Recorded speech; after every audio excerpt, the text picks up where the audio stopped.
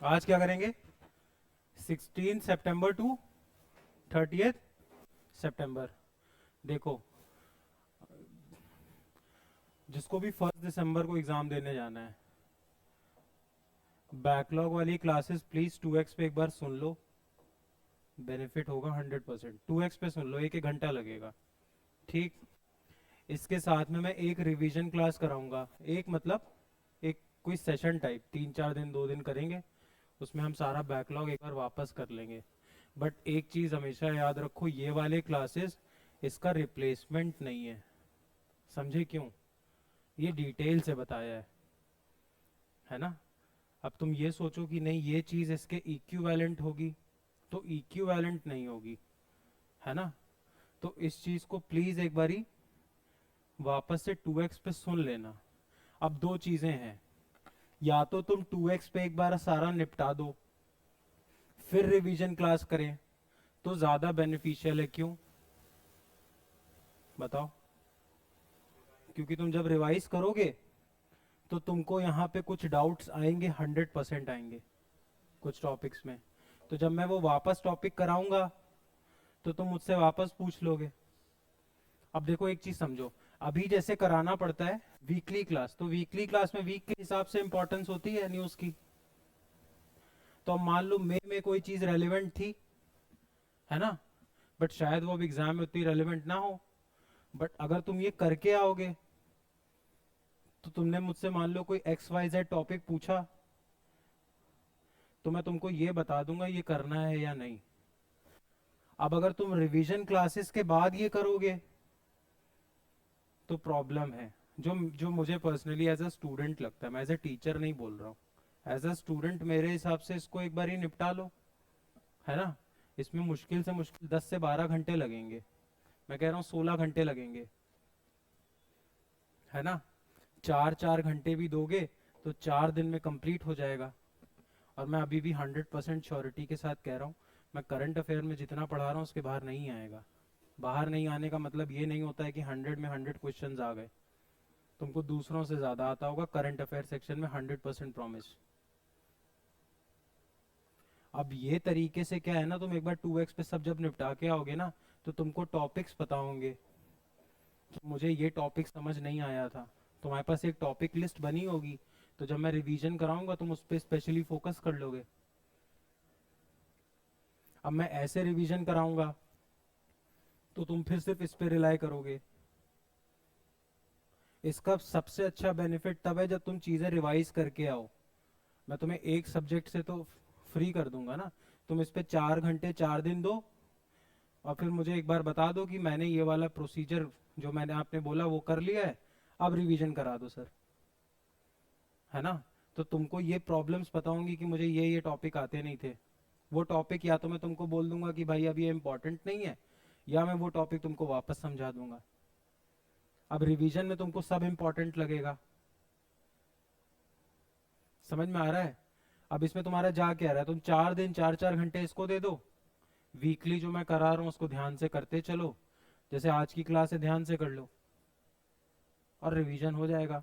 तो तुमको जीके में 100% कोई प्रॉब्लम नहीं होगी। जीके और इवन लीगल करंट अफेयर, मैं ये भी तुमको प्रॉमिस कर रहा हूँ, तुम्हारा 25 30 मार्क्स का जितना लीगल आएगा, उस लीगल में से 5 to 10 मार्क्स का करंट अफेयर से 100% सॉल्वेबल होगा, 100%। मैं ऑन रिकॉर्ड बोल रहा हूँ, तो मुझे 1 दिसंबर को आके पकड़ लेना। पहले रिकॉर्डिंग नहीं होती थी, अभी तो सब रिकॉर्डेड है ना। 100% मैं तुमको गारंटी कह रहा हूँ, मैं जितना कह रहा हूँ उतने से तुम्हारा इतना हो जाएगा। तुम 4 4 घंटे 4 दिन तक बैकलॉग कर लो सारा। ठीक। उस बैकलॉग के बाद हम करेंगे रिवीजन।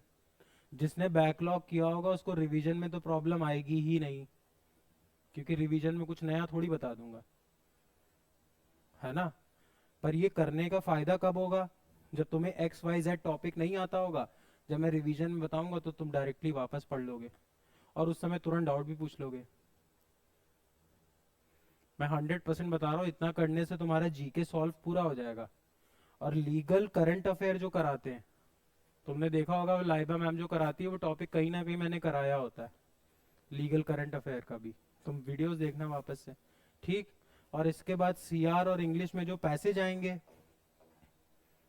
वो भी न्यूज़पेपर बेस्ड होते हैं, प्रीवियस ईयर पेपर देखो, कुछ नहीं करना है, इतना कर लो, समझ में आ रहा है, बट ये कर लो। अब ये अगर ये नहीं करना है तो भी मुझे क्लियरली बता दो कि नहीं देखो मैं ये नहीं करूंगा, आप रिवीजन क्लास करा दो, मैं रिवीजन क्लास डायरेक्टली करा दूंगा। बट रिवीजन क्लास का असली बेनिफिट कब मिलेगा, जब तुम्हारा ये रिवाइज्ड होगा। क्योंकि जरूरी थोड़ी तुमको, मान लो मैंने तुमसे बोला एक मैंने तुमको पढ़ाया था राइट टू रिकॉल, ठीक, पढ़ाया था, तुम जाके देखना, मेरे पास तो प्रूफ है, ठीक, मैंने तुमको एक राइट टू रिकॉल पढ़ाया था। अब तुमने राइट टू रिकॉल रिवीजन में पढ़ा, तुमको आ गया समझ में, तो जब मैं रिवीजन में बता रहा हूँ तो तुमको ज़रूरत नहीं पड़ रही है, तुम सिर्फ सुन ले रहे हो। बट अगर मान लो इन वीडियोस में तुमको वहाँ पे कंसेप्चुअल क्लियरिटी नहीं आई होगी तो तुम क्वेश्चन पूछ लोगे वापस से। तो अगर इस चीज़ को प्रॉमिस करो कि ये कर लोगे तो मैं नेक्स्ट वीक रिवीजन शेड्यूल करूँ। और अगर तुमको रिवीजन शेड्यूल ये चीज़ नहीं करनी है तो फिर मैं कर दूंगा, अभी सैटरडे संडे से ही ले लूंगा। क्योंकि देखो रिवीजन वाली क्लास में खाली यहाँ नहीं लेता हूँ, लखनऊ में नहीं लेता हूँ, बाकी कुछ सिटीज़ में भी लूंगा। तो इसका और इसमें बहुत डिफरेंस है, एकदम ऑन रिकॉर्ड बोल रहा हूँ। ये रोज़ 2 हफ्ते में 2 घंटा 3 घंटा पढ़ाया है, ये एक गो में 10-12 घंटे में कंप्लीट कराऊंगा, दोनों में डिफरेंस है। अगर तुम 2 घंटे भी पकड़ के चलो तो महीने में 8 घंटे, 6 महीने का भी मान लो पढ़ा हुआ है तो 48 आवर्स का है। अब 48 आवर्स का रिवीजन थोड़ी होता है, तो जहाँ रिवीजन कराऊंगा वहाँ 10-12 घंटे में करा दूंगा, वो तुमको भी कराऊंगा। बट ये चीज़ जो है ना, इसका कोई ऑल्टरनेटिव नहीं है, 100%। और तुमको इसमें कुछ नहीं करना है, अगर तुमने क्लास ध्यान से सुनी थी तो मैं कोई एरोगेंस में नहीं बोल रहा हूँ, मेरा पढ़ाने का ऐसा तरीका है, तुम सिर्फ उसको सुन लो, सिर्फ सुन लो, और सुन के रिवीजन करो तो उसका बेनिफिट अलग है। अब मुझे ये चीज़ डिसाइड कर लेना आपस में कि रिवीजन करके करना है, खुद से रिवाइज करके आके रिवीजन करना है, या डायरेक्टली रिवीजन करना है। डायरेक्टली रिवीजन करना है तो भी मैं कर लूँगा, और अगर खुद ये करके आओगे तो ज़्यादा बेटर है। एक बार ही पढ़ के आ जाओ सारा, तो तुमको अपने डाउट सारे पता होंगे कि मुझे ये चीज़ नहीं समझ में आई। क्योंकि देखो हो सकता है उमाम को कोई चीज़ अलग समझ में आए, श्रुति को कोई अलग डाउट होगा, है ना, सबके डाउट्स अलग होंगे। और ऐसे तो रिवीजन में तुमको लगेगा सब इम्पोर्टेंट है, तुम्हारे लिए सब इम्पोर्टेंट थोड़ी है। अब मान लो रिवीजन में मैंने तुमको 100 टॉपिक्स कराया, तुमको 100 में से 80 टॉपिक्स यहीं से आते थे, तो बस सुन लो। तो इस चीज़ को डिसाइड कर लो और मुझको बता दो मैं रिवीजन करा दूंगा। क्योंकि बहुत ज़्यादा नहीं पढ़ना है, 5th या 10th नवंबर तक ही पढ़ना है दिसंबर वाले एग्जाम के लिए। क्यों 5th नवंबर तक पढ़ना है, क्योंकि फिर पेपर प्रिंटिंग होगी। अबे 1 दिसंबर को पेपर होगा, तो 1 दिसंबर का पेपर 29 नवंबर का थोड़ी पूछ लेगा। पेपर छपेगा, प्रूफ रीडिंग होगी कि उसमें कोई ग्रामर की मिस्टेक ना हो, एरर ना हो। फिर कोई एक एनएलयू पेपर बनाएगा, फिर उस पेपर की प्रिंट इसकी प्रूफ रीडिंग होगी। प्रूफ रीडिंग मतलब कि कोई मिस्टेक तो नहीं है, फॉर्मेटिंग है, जो भी चीज़ें हैं। फिर उसके बाद इसकी प्रिंटिंग होगी, फिर प्रिंटिंग होके ये अलग अलग सेंटर्स पे जाएगा, फिर सेंटर्स पे जाके तुम एग्ज़ाम दोगे। तो ये 29 नवंबर को थोड़ी होगा, पेपर तो 5th या 10th नवंबर तक 100% गया होगा। तो अभी एक क्लास करेंगे जिसमें 16 से 30 सितंबर कर लेंगे, दो दो ढाई 3 क्लास और लगेगी जिसमें अक्टूबर कर लोगे। और मैं तुमको अभी भी गारंटी बोल रहा हूँ, जीके में तुमको दूसरों से ज़्यादा आता होगा। शर्त यह है कि तुमको जो मैंने पढ़ाया है वो तुमको आता हो। मैं तुमसे पूछूंगा तो तुमको याद नहीं होगा। देखो मैं किसी को डिमीन नहीं कर रहा हूँ, पर मेरे पास भी प्रूफ है, तुम्हारे पास भी प्रूफ है, तो मुझे बोल सकते हो तुमने टॉपिक नहीं पढ़ाया। अब पेपर की डिफिकल्टी लेवल पे डिपेंड करेगा, पेपर बहुत डिफिकल्ट आगे सबके लिए आएगा, लेकिन मैं तब भी तुमको बता रहा हूँ वो जो टॉपिक्स पढ़ाए उसके आसपास ही घूमेगा 100%। बस तुमको रिवाइज्ड सारा होना चाहिए। अब रिवाइज्ड नहीं है तो यार आता हुआ भी गलत करोगे। इवन पैसेजेस भी, जो सीआर और इंग्लिश के पैसेज आएंगे उसमें भी तुमको बहुत हेल्प होगा 100%। बस उसको 2x पे एक बार सुन लो, 2x पे सुन लो, क्योंकि एक बार क्लास किया हुआ है। 2x पे लगाओ, एयरफोन लगाओ और रूटीन बना लो कि मैं 2 दिन में 1 महीने का कवर कर लूंगा। 1 महीने में 4 क्लासेस ली है, एक दिन में 2 देखो, 1 घंटे 2x पे देखोगे तो 2 आवर्स लगेंगे। 2 दिन में एक महीने निपटा दो। मई से करना शुरू करो, मई जून जुलाई अगस्त सितंबर अक्टूबर, और नवंबर की एक 10 दिन की क्लास बस। और बाकी तुम्हारी मर्जी, अगर तुमको नहीं लगता है डायरेक्ट रिवीजन करा दो तो मैं डायरेक्ट भी करा दूंगा, फिर मुझसे रेगुलर पढ़ने का बेनिफिट नहीं मिलेगा नहीं, क्योंकि एक बार रिवीजन कराऊंगा फिर तुम वो चीज़ें पढ़ोगे नहीं जो मैंने पहले पढ़ाई थी, और उसकी रिप्लेसमेंट नहीं है रिवीजन। तुमको यूट्यूब पे बहुत लोग मिल जाएंगे रिवीजन कराएंगे, पर वो एक लिमिटेड टॉपिक ही तो करा पाऊंगा। रिवीजन में उतना डिटेल से बता दूंगा। मैं ऑनेस्टी से बात कर रहा हूँ। मैं बोलूंगा कि नहीं नहीं मैं तो रिवीजन बहुत ताबड़तोड़ कराऊंगा, मैं बहुत अच्छा करा दूंगा, लेकिन जो जो कॉम्प्रिहेंसिव क्लास है उसका अल्टरनेटिव है रिवीजन, नहीं है। ऑनेस्ट बात है। ठीक, पहला टॉपिक लिखो, 1 नेशन 1 इलेक्शन।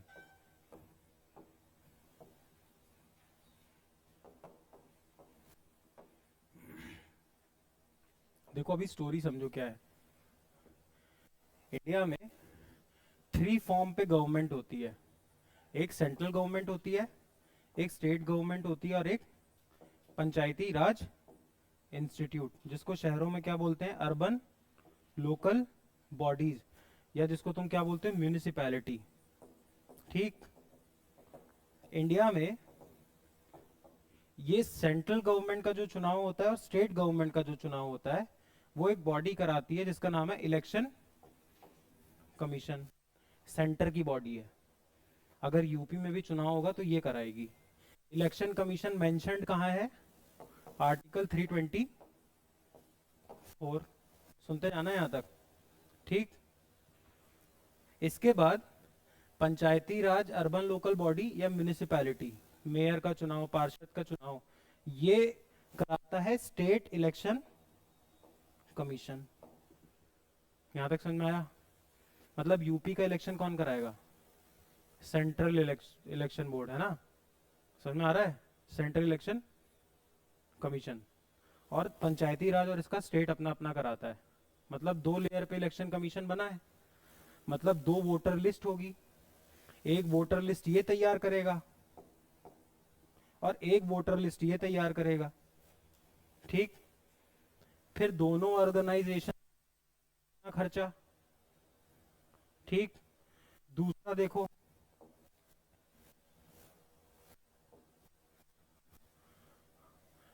इलेक्शन कराने में क्या खर्च होगा, फंड्स। अब ये फंड्स आते कहां से, टैक्स पेयर के पैसे से। अब देखो यहां पे प्रॉब्लम आएगी। जब तुम जैसे मान लो लोकसभा के 2024 में चुनाव हुए, अगले चुनाव कब होंगे, 2029 में। अब इस बीच कितने इलेक्शंस होते रहते हैं। अभी हरियाणा में एक इलेक्शन लगा है ना, अगले साल महाराष्ट्र में इलेक्शन लगा है, बिहार में इलेक्शन लगा है। तो अब ये एक बात बताओ, डिफरेंट टाइम पे डिफरेंट इलेक्शंस कराने पड़ रहे हैं। इलेक्शन कराने में क्या क्या लगेगा, एक तो पैसे लगते हैं, दूसरा सिक्योरिटी फोर्सेस लगती हैं कि नहीं। ये सिक्योरिटी फोर्सेस का काम देश की रक्षा करना था कि इलेक्शन कराना था। देखो मैं मोदी जी के फेवर में नहीं सोचने को बोल रहा हूँ, मैं तुम्हें दोनों ओपिनियंस दूंगा, फिर तुम्हें जो अच्छा लगे तुम समझना। अभी अभी प्रो में समझते हैं, अभी हम समझते हैं क्यों कराना है, फिर मैं तुम्हें यही बताऊंगा क्यों नहीं कराना चाहिए, फिर तुम्हें जो अच्छा लगे वो समझना। सिक्योरिटी फोर्सेस का काम क्या होता है, कंट्री की सेफ्टी एंड सिक्योरिटी, बट ये कहाँ लगती है में। फिर एक बात बताओ, वीवीपैट जिसको तुम ईवीएम भी कहते हो, ये यूज होंगी बहुत सारी। अब होता क्या, डिफरेंट टाइम डिफरेंट इलेक्शंस। दूसरी प्रॉब्लम समझो, ये जो तुम्हारी गवर्नमेंट होती है, मैंने याद करो पिछले क्लास में समझाया था कि ये लोग कहां से आते हैं। गवर्नमेंट के कितने ऑर्गन्स हैं, 3 बताया था, 3 ऑर्गन्स। 3 ऑर्गन्स में एक था लेजिस्लेटिव, एक था एग्जीक्यूटिव और एक था जुडिशरी। याद करो, लेजिस्लेटिव में सेंट्रल लेवल पे बताया था लोकसभा राज्यसभा, और इसी में जो लोग अपनी मेजोरिटी बनाते हैं, जैसे 273 का आंकड़ा जो टच कर देगा वो क्या बना देगा अपनी गवर्नमेंट, वही क्या कहलाएगा एग्जीक्यूटिव। जैसे सबसे बड़ा एग्जीक्यूटिव प्रेसिडेंट है ऑन पेपर, बट असलियत में सबसे बड़ा एग्जीक्यूटिव कौन है, प्राइम मिनिस्टर।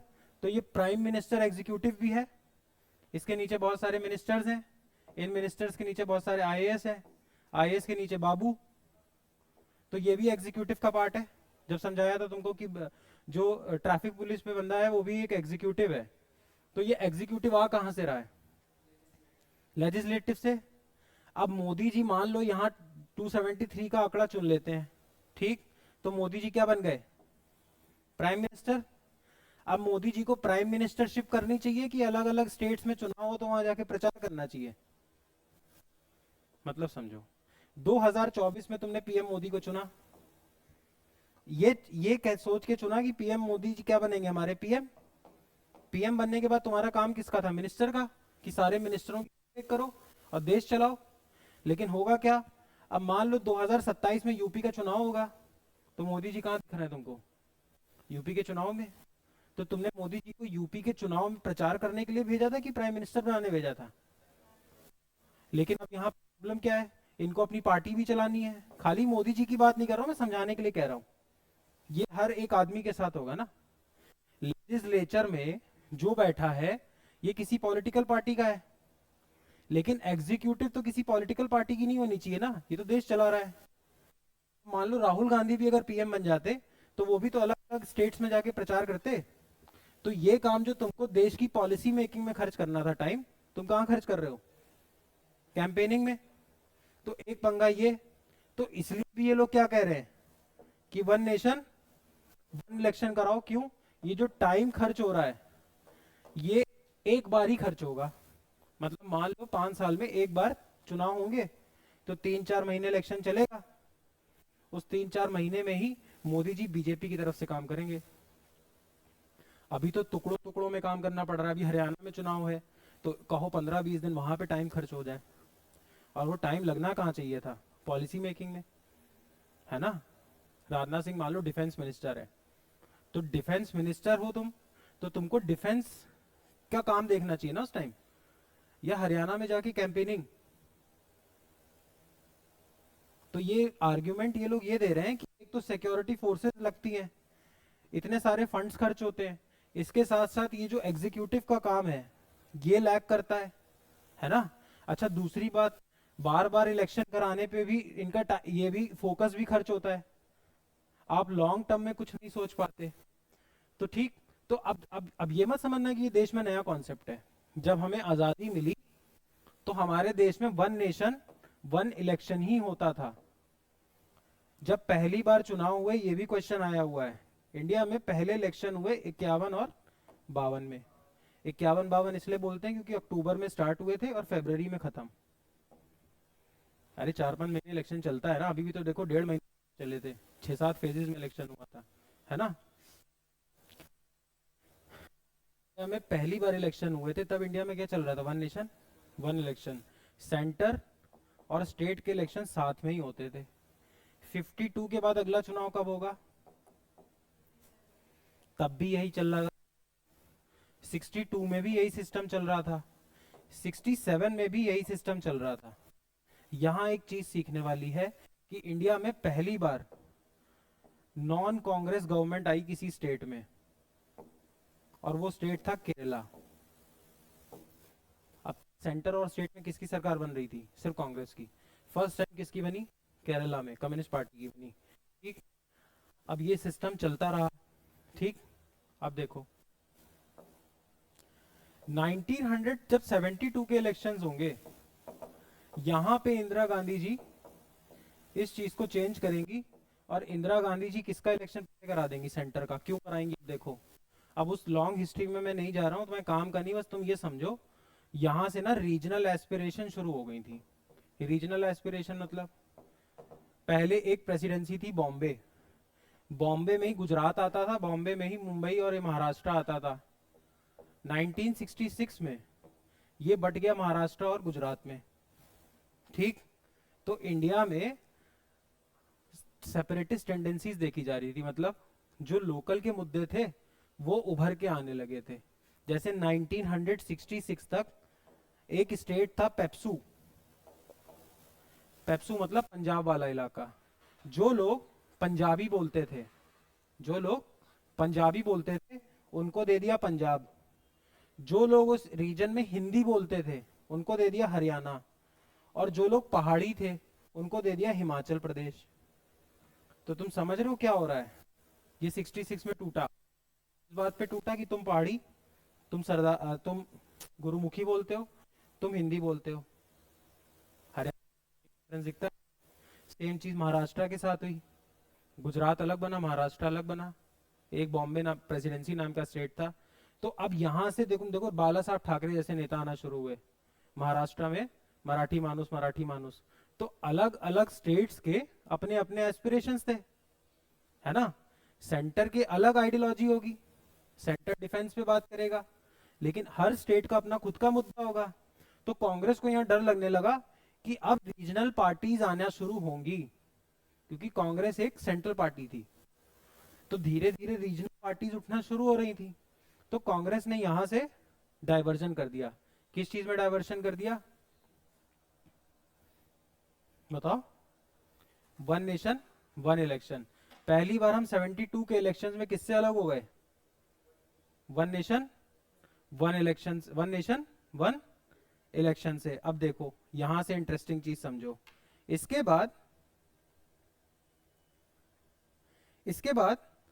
52, 57, 62 और 67 क्या चला? मान लो कभी एक पैराग्राफ देके स्टेटमेंट में पूछ ले कि one nation one election India में पहली बार हो रहा है। नहीं, मैंने अभी तुमको समझाया कि वन नेशन वन इलेक्शन पुरानी स्टोरी है। ठीक, अब देखो लिखो 1983 में क्या होता है? 1983 में क्या होगा? पहली बार इलेक्शन कमीशन खुद रिकमेंड करेगा क्या कि यार वापस से किस मॉडल पे चले जाओ, वन नेशन वन इलेक्शन। क्यों चले जाओ? मैंने अभी तुम्हें रीजन समझाए कि देश में हर महीने में चुनाव ही होता रहता है। तुम देखो हमेशा कहीं ना कहीं चुनाव चलते रहते हैं, उससे एग्जीक्यूटिव भी काम नहीं कर पाती, वो मैंने तुम्हें रीजन बताया। फंड्स भी सही यूज नहीं होते, है ना। और एक हमेशा ब्लैक मनी की चलती रहती है। मैं उस आर्ग्यूमेंट में नहीं, बट ऐसा बोलते हैं जब बराबर चुनाव होंगे तो ब्लैक मनी सर्कुलेट बहुत होती है, क्योंकि इलेक्शंस में क्या लगेगी? ब्लैक मनी, है ना। तो उस चीज को भी रोकने के लिए कह रहे हैं कि हमें क्या चाहिए? One nation one election. 1983 कौन रिकमेंड करेगा? Election commission. इसके बाद 2002 में बीजेपी अपने मैनिफेस्टो में लिखेगी। मैनिफेस्टो क्या होता है? कि हम ये काम करेंगे। राम मंदिर इनके मैनिफेस्टो में था, 370 हटा देंगे, मैनिफेस्टो में था। मैनिफेस्टो की कोई लीगल बाइंडिंग नहीं है, मैनिफेस्टो की कोई लीगल बाइंडिंग नहीं। मतलब मैं मान लो बीजेपी हूं, अगर मैंने अपने मैनिफेस्टो में लिखा कि सबको स्कूटी दूंगा और मैं पावर में आ गया, तो क्या मुझे स्कूटी देनी होगी? नहीं, ये बस मैनिफेस्टो है कि तुम मुझे सरकार में लाओ, मैं ये करूंगा। तो इनके मैनिफेस्टो में 2002 में क्या आया? One nation one election. ऐसे ही एक लॉ कमीशन हो, लॉ कमीशन भी 2005 में बोलता है कि क्या कराना चाहिए? One nation one election. ये याद नहीं करना है। और 2020 में फाइनली मोदी जी कह देते हैं कि मैं वन नेशन वन इलेक्शन कराने के लिए कमिटेड हूं। मैं करा पाऊं ना करा पाऊं, लेकिन मैं कराना चाहता हूं। अब देखो क्या हुआ। इसी चीज को देखते हुए रामनाथ कोविंद जी को बुलाया गया। ये इंपॉर्टेंट है, मैं बताऊंगा कहां क्या इंपॉर्टेंट है। रामनाथ कोविंद कमेटी बनाई गई और रामनाथ कोविंद के साथ 8 लोग और जोड़े गए, 7। 8वें वो खुद थे। इसमें हरीश साल्वे को डाला गया, बहुत सीनियर एडवोकेट। अमित शाह जी को डाला गया, सुभाष कश्यप को डाला गया, कॉन्स्टिट्यूशनल एक्सपर्ट। 8 लोग की एक टीम बनाई। कब बनाई ये सब याद नहीं करना, 2023 में। और इस कमेटी का नाम रखा गया high level committee. High level लोग हैं इसमें, है ना। इन लोगों को बोला गया कि देखो यार हमें कराना है वन नेशन वन इलेक्शन। अब उस वन नेशन वन इलेक्शन को कराने में बहुत सारी प्रॉब्लम्स आएंगी। क्यों प्रॉब्लम आएगी? देखो पहली प्रॉब्लम नंबर 1 समझो। मान लो महाराष्ट्र में 2026 में चुनाव है। अब वन नेशन वन इलेक्शन का रूल क्या कहता है? सबका साथ में होगा। अब नेशन वन इलेक्शन के रूल के हिसाब से 2024 में चुनाव हुए, अब अगले चुनाव कब होंगे? तो ये बताओ, मैं 26 में चुना गया तो मैं 29 में फिर से क्यों चुनाव लड़ूं? मुझे भी तो 5 साल दो। समझ रहे हो? मोदी योगी जी 2027 में फिर चुनाव लड़ेंगे, 22 में जीते हैं, चुनाव कब होगा? 27 में। मान लो अखिलेश यादव की सरकार बन गई, अब अखिलेश यादव जी को क्या बोला जाएगा? 2029 में फिर चुनाव लड़ो। तो अखिलेश यादव जी क्या बोलेंगे? भाई मैं भी तो 5 साल के लिए रूल करूंगा। तो सबसे बड़ी प्रॉब्लम ये आई, तो स्टेट्स नहीं मानेंगे, एक प्रॉब्लम। दूसरा, मैंने तुम लोगों को कई बार ये बता रखा है कि कॉन्स्टिट्यूशन में सेंटर लिस्ट, स्टेट लिस्ट और कॉन्करेंट लिस्ट होती है, जिसपे सेंटर बनाएगा, स्टेट बनाएगा, या फिर दोनों बना सकते हैं। अब जो सेंटर का चुनाव है और स्टेट का चुनाव है वो तो कौन देखता है? सेंट्रल इलेक्शन कमीशन, है ना? तो सेंटर लेवल पे चेंज चलो हो जाएगा। और सेंट्रल इलेक्शन कमीशन किसका कराता है?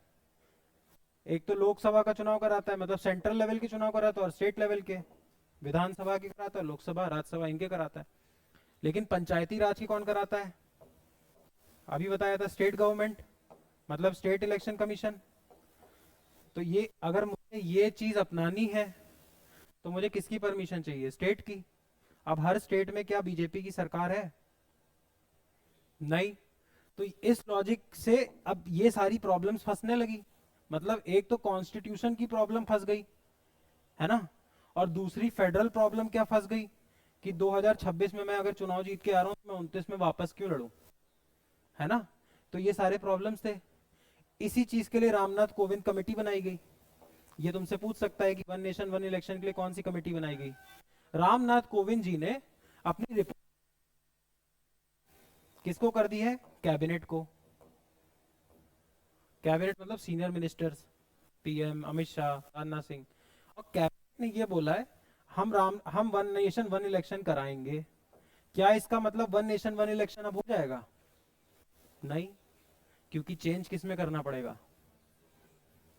तो लोकसभा राज्यसभा सबसे पास कराना पड़ेगा, है ना? है ना? देखो प्रॉब्लम, अब सबको लग रहा है वन नेशन वन इलेक्शन होगा, प्रॉब्लम कहाँ आएगी? क्योंकि हमें चेंज किस में करना है? कॉन्स्टिट्यूशन में चेंज करने के लिए लोकसभा, राज्यसभा और प्रेसिडेंट तीनों लगेंगे।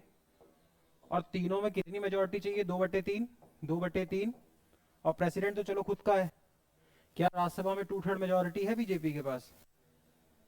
लोकसभा में है? नहीं, तो मनाना पड़ेगा पहले तो हो सकता है ये सिर्फ एक गिमिक रह जाए। गिमिक मतलब सिर्फ एक जुमला कि मैं वन नेशन वन इलेक्शन कराऊंगा। प्रैक्टिकली पॉसिबल नहीं दिख रहा है, क्योंकि बाकी पार्टीज मानेंगी नहीं शायद। ठीक, एक तो यहाँ प्रॉब्लम दिख रही है। दूसरी, अगर तुमको कॉन्स्टिट्यूशन में कोई ऐसा चेंज करना है जो स्टेट गवर्नमेंट्स पे भी फर्क डालता है, तो उसमें चेंज करने के लिए तुमको क्या करना पड़ता है? लोकसभा, राज्यसभा और प्रेसिडेंट से तो पास कराना ही है, और हाफ स्टेट से भी कराना है। हाफ स्टेट समझे? मान लो अगर 29 स्टेट्स हैं तो 14-15 स्टेट्स को ये बात माननी पड़ेगी। तो क्या 14-15 स्टेट्स में बीजेपी की गवर्नमेंट है? नहीं। तो जितना मेरा मानना है, वन नेशन वन इलेक्शन अभी होना तो बहुत मुश्किल है, पर न्यूज में बहुत है। पर तुम कॉन्स्टिट्यूशनली देखोगे, प्रैक्टिकली देखोगे तो पॉसिबल नहीं दिखता है। हमें पढ़ना क्या है? एक तो हमें ये पढ़ना है, देखो मैं उस पे लेके जा रहा हूँ कि कौन से आर्टिकल चेंज होंगे। देखो मान लो रामनाथ कोविंद हूँ, ठीक है, और यहाँ मोदी जी बैठे। मोदी जी ने मुझे बुलाया, रामनाथ कोविंद जी यहाँ आइए, मैं आ गया। तो मोदी जी ने मुझसे बोला कि देखो यार, मेरे को वन नेशन वन इलेक्शन कराना है, कैसे कराना है तुम मुझे बताओ। तो उसमें रामनाथ कोविंद जी ने बताया है कि आर्टिकल 82 में कुछ चेंज होंगे, आर्टिकल 173 में चेंज होंगे। ये तुमसे पूछेगा नहीं। जब वन नेशन वन इलेक्शन पास हो जाएगा कल को, तब शायद एक बार पूछ ले। अभी वो तुमसे ये पूछेगा कौन सी कमेटी बनाई गई थी, इंडिया में वन नेशन वन इलेक्शन बंद कब हुए। अभी बताया मैंने 77 के इलेक्शंस के बाद, है ना? समझ में आ रहा है? पक्का बताओ। अच्छा, अब इसके ही बताओ, मैंने तुमको फायदे बताया वन नेशन वन इलेक्शन के, घाटे बताओ। अच्छा, इसमें एक चीज और है जानने के लिए, सुन लो, पूछेगा नहीं, कि इसमें ये कह रहे हैं कि सेंट्रल और स्टेट के तो एक साथ इलेक्शन कराओ, और जो पंचायत के इलेक्शंस होते हैं और म्यूनिसिपैलिटी के, इनको भी विद इन 100 डेज करा दो। एक तो विद इन 100 डेज करा दो, और दूसरा इसमें हंग पार्लियामेंट का भी कॉन्सेप्ट है। ये समझ लो क्या है हंग पार्लियामेंट, जैसे मैंने बताया हुआ है। हंग पार्लियामेंट वो पार्लियामेंट होती है जिसमें किसी के पास क्लियर मेजोरिटी नहीं होती। जैसे 24 के चुनाव थे, किसी एक पार्टी के पास क्लियर मेजोरिटी थी, उसको बोलते हैं हंग पार्लियामेंट। लटकी हुई पार्लियामेंट, स्टेबल नहीं है, कभी भी गिर सकती है, हंग पार्लियामेंट। ये कह रहे हैं अगर हंग पार्लियामेंट बनती है तो तुम फ्रेश इलेक्शंस करा सकते हो। मतलब जैसे 24 में अभी बीजेपी के पास फुल मेजोरिटी नहीं आई थी, लो देश में वन नेशन वन इलेक्शन लागू हो चुका होता, तो प्रेसिडेंट ये बोल सकता था कि वापस चुनाव कराओ। पहली चीज समझ में आ रहा है? पक्का? एक तो 100 डेज में इलेक्शन कराना है, किसका? पंचायती राज और म्यूनिसिपैलिटी का। दूसरा वो कह रहा है कि हंग पार्लियामेंट की सिचुएशन में फ्रेश इलेक्शंस कराने की ये कंडीशन है रामनाथ कोविंद जी। रामनाथ कोविंद जी बता रहे हैं कि अगर हंग पार्लियामेंट आएगी तो नया चुनाव करा लो। तीसरी चीज वो बोल रहे हैं कि मान लो कि अगर 2024 में कोई सरकार आई और 26 में गिर गई, तो जो नई सरकार चुनी जाएगी फ्रेश इलेक्शन में, ये सिर्फ 3 ही साल के लिए बनेगी। समझ में आ रहा है? आप पॉलिटिकली देखोगे तो तुम समझ रहे हो, बहुत लोग ये बोल रहे हैं बीजेपी को पता है कि अब 3 बार तो आ चुके हैं, और इस बार देखो एंटी इनकम्बेंसी थी भी। एंटी इनकम्बेंसी क्या होती है? एंटी इनकम्बेंसी ये कहती है कि हो सकता, जरूरी नहीं मैं तुम्हारे काम से नाराज हूं, बस मैं तुम्हें इतना देख चुका हूं कि अब हटो। समझ में आ रहा है? बोर हो गया, ह्यूमन टेंडेंसी है। 14 में आ गए, 19 में आ गए, 24 में आ गए, तो आदमी को फ्रेश चाहिए कुछ। तो अब ऐसा भी लोग बोल रहे हैं कि बीजेपी को पता है कि एंटी इनकम्बेंसी काम कर रही है। 24 के इलेक्शन में देखो इनकी मेजोरिटी भी कुछ गिरी है, मोदी मैजिक भी कम हो गया है, तो इसलिए ये सब कर रहे हैं।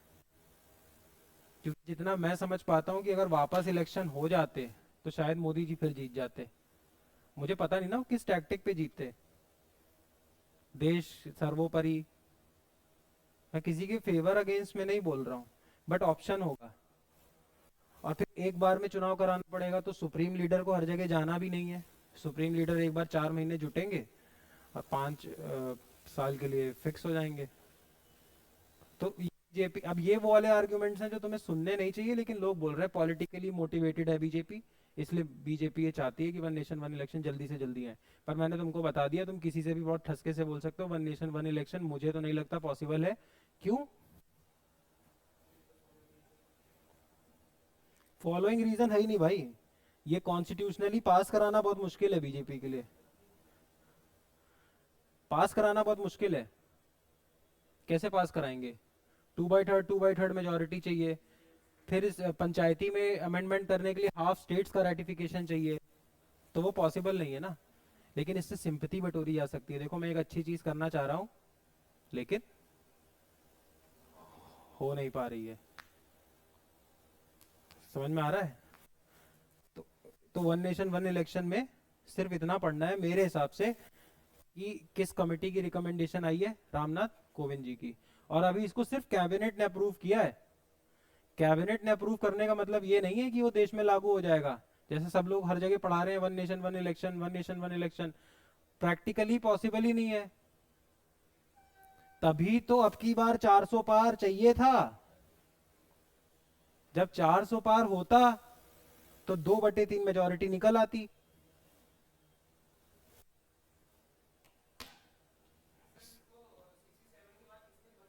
इंदिरा गांधी, इसीलिए 67 के इलेक्शन के बाद, मतलब 71 वाले जो इलेक्शन थे इन्होंने पहले करा लिए थे। और मैंने रीजन तुमको बताया क्यों। तो किसी एक पार्टी को गलत मत समझो, वन नेशन वन इलेक्शन इस देश में चल रहा था। इंदिरा गांधी जी ने अपने पर्सनल इलेक्शन, उनको डर लग रहा था कि स्टेट्स की एस्पिरेशन बढ़ रही है, सेंटर के मुद्दे अलग हैं, स्टेट के मुद्दे अलग हैं, और स्टेट के मुद्दों पे मैं चुनाव हार जाऊंगी। तो इंदिरा गांधी जी ने इससे डाइवर्जन लिया है। मैं तो किसी को ब्लेम नहीं कर सकता। तुम ये मत सोचो कि एक एक पर्टिकुलर पार्टी ही कल्प्रेट है। जिसको जब जैसी नीड लगी उसने वो चीज की।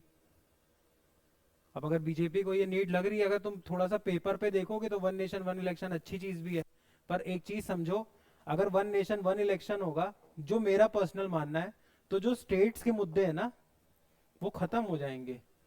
अब मान लो वन नेशन वन इलेक्शन हो रहा है देश में, तो 2029 में चुनाव है मान लो, ठीक, सारे स्टेट सारा सेंटर एक साथ इलेक्शन होगा, ऑब्वियसली वोट अलग अलग डालोगे लेकिन एक ही दिन इलेक्शन हो रहे हैं मान लो।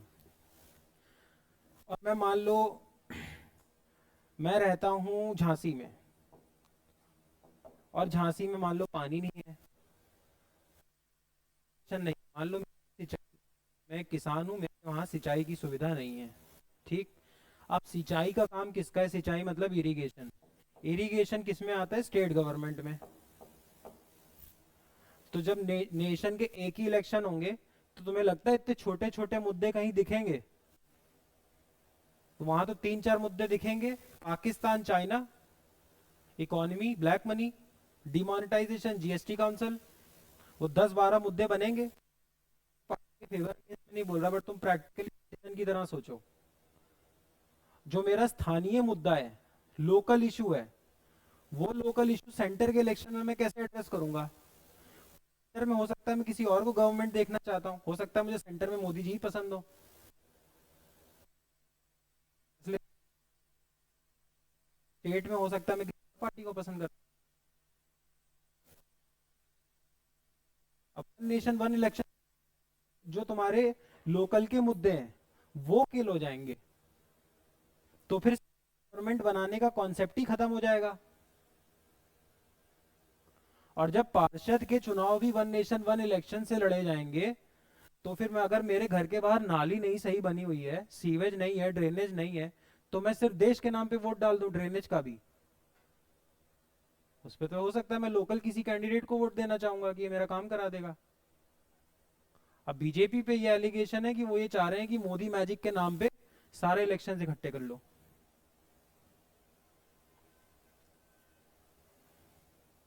समझ में आ रहा है?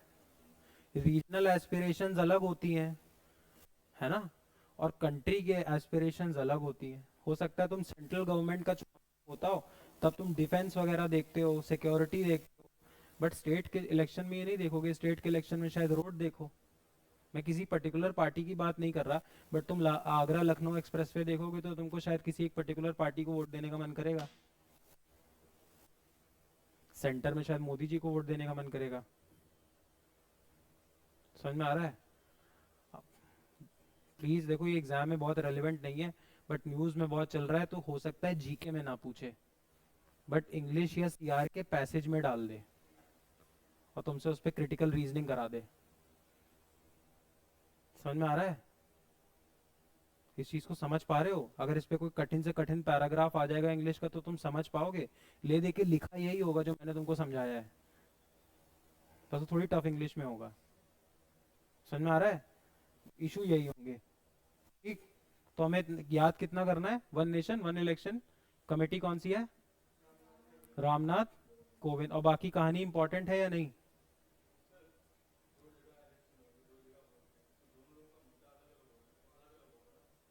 नहीं तो लेकिन उस मुद्दे को हाईलाइट वो कैसे होगा? अच्छा एक बात बताओ, मुद्दे हाईलाइट कहाँ से होंगे? मीडिया से?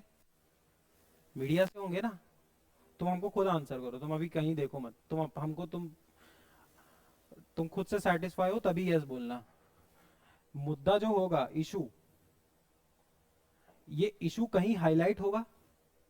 हाईलाइट कहाँ होता है? मीडिया पे। अब या तो वो टीवी मीडिया पे होगा, या सोशल मीडिया पे होगा, या रैली होगी। अब तुम क्या कह रहे हो? तुम्हारी बात भी सही है, तुम कह रहे हो कि भाई दोनों की वोट लाइन अलग बनेगी, वोटिंग अलग अलग होगी, मैं अपने मुद्दे के हिसाब से वोट डाल के आ जाऊंगा। बट एक बात बताओ, जो आदमी कवरेज दे रहा है वो तो एक स्पेसिफिक मुद्दे की दे पाएगा। लेट्स से ध्रुव राठी के वीडियो बहुत चले थे अभी इलेक्शन में, तो ध्रुव राठी सिर्फ एड्रेस किसको कर रहा था? सेंट्रल गवर्नमेंट को, सेंट्रल के इलेक्शंस को। अब जब सारे इलेक्शंस एक साथ हो जाएंगे, तो हरियाणा की तो बात ही नहीं करेगा, यूपी के मुद्दों की कोई बात ही नहीं करेगा। अब हरियाणा में मान लो इलेक्शंस हैं, तो हरियाणा के मुद्दों की बात होगी ना यहाँ पे, टीवी पे, सोशल मीडिया पे, रैली में। अब जब इकट्ठे तुम सारे चुनाव एक साथ करा दोगे, तो तुम हरियाणा एड्रेस करोगे कि इंडिया? समझ रहे हो मैं क्या कह रहा हूँ? उतना फुटेज ही नहीं मिलेगा। अरे इलेक्शन 4 महीने चलेंगे, 5 महीने चलेंगे, 5 साल में अगर इलेक्शन एक बार होना है तो मैक्सिमम इलेक्शन कितने दिन चल जाएंगे? 4-5 महीने। अरे भाई आधे 6 महीने इलेक्शन होगा तब 4.5 साल सरकार चलेगी ना, इतना तो होगा। अब इस पे एक बात बताओ, कहाँ कहाँ के इशू एड्रेस होंगे? केरला भी तो है भाई। प्राइम टाइम तो 9 से 10 का ही है, टाइम तो उतना ही है। तो 2024, चलो इमेजिन करो 2024 में इलेक्शन हो रहे हैं, 19 में, 29 में, और वन नेशन वन इलेक्शन हो रहा है।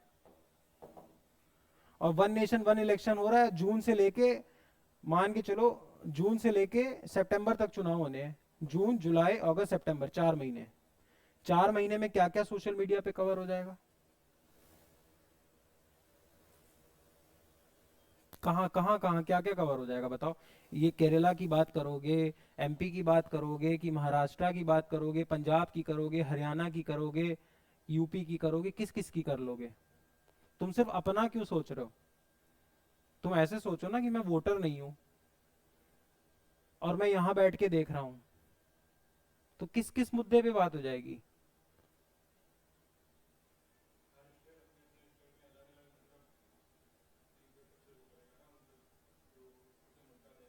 नहीं तो जरूरी थोड़ी, देखो तुम, हो सकता है तुम इतने पढ़े लिखे हो, सब इतने पढ़े लिखे,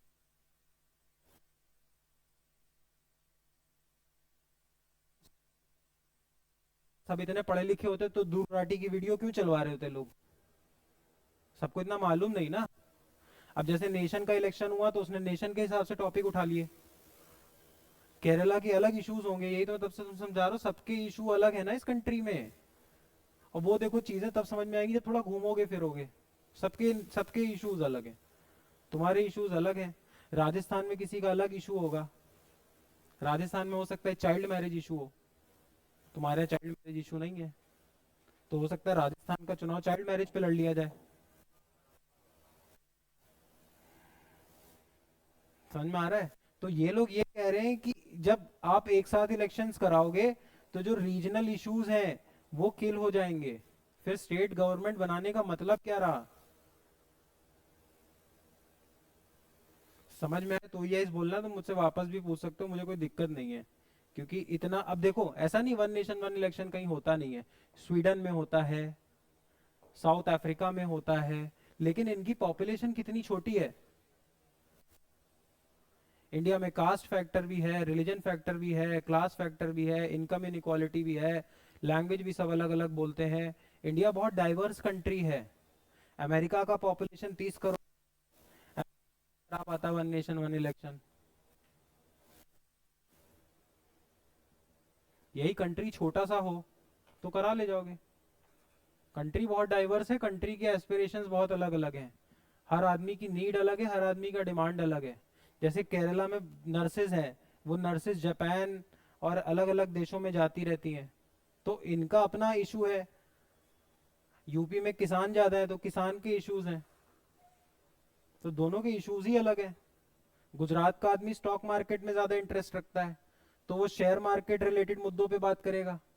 यूपी का आदमी खेती करता है तो खेती रिलेटेड बात करेगा। अब सबको तुम 370, पाकिस्तान, मटन, वही 4-5 इश्यूज पे नहीं करा सकते ना इलेक्शन। मैं किसी पार्टी के अगेंस्ट नहीं बोल रहा हूँ, देखो प्लीज, है ना? मैं तो इसके फेवर में नहीं हूँ, बाकी पता नहीं इससे रिसोर्सेज बचते हैं, लेकिन इंडिया ऐसा कंट्री नहीं है भाई कि एक साथ इलेक्शंस करा दिए जाएं। और मैंने तुमको कॉन्स्टिट्यूशनल प्रॉब्लम्स बताई भी, ये तो सिर्फ कैबिनेट बोल रहा है मैं करूंगा, कॉन्स्टिट्यूशन पास भी तो कराना पड़ेगा। मुझे नहीं लगता पास हो पाएगा, बाकी देखते हैं। चलो आगे नेक्स्ट टॉपिक लिखो, ये थोड़ा लंबा हो गया। Right to remain silent, right to remain silent. अब ये क्या है देखो, अभी केजरीवाल जी की हेयरिंग हो रही थी, हो रही थी, बेल, बेल हेयरिंग।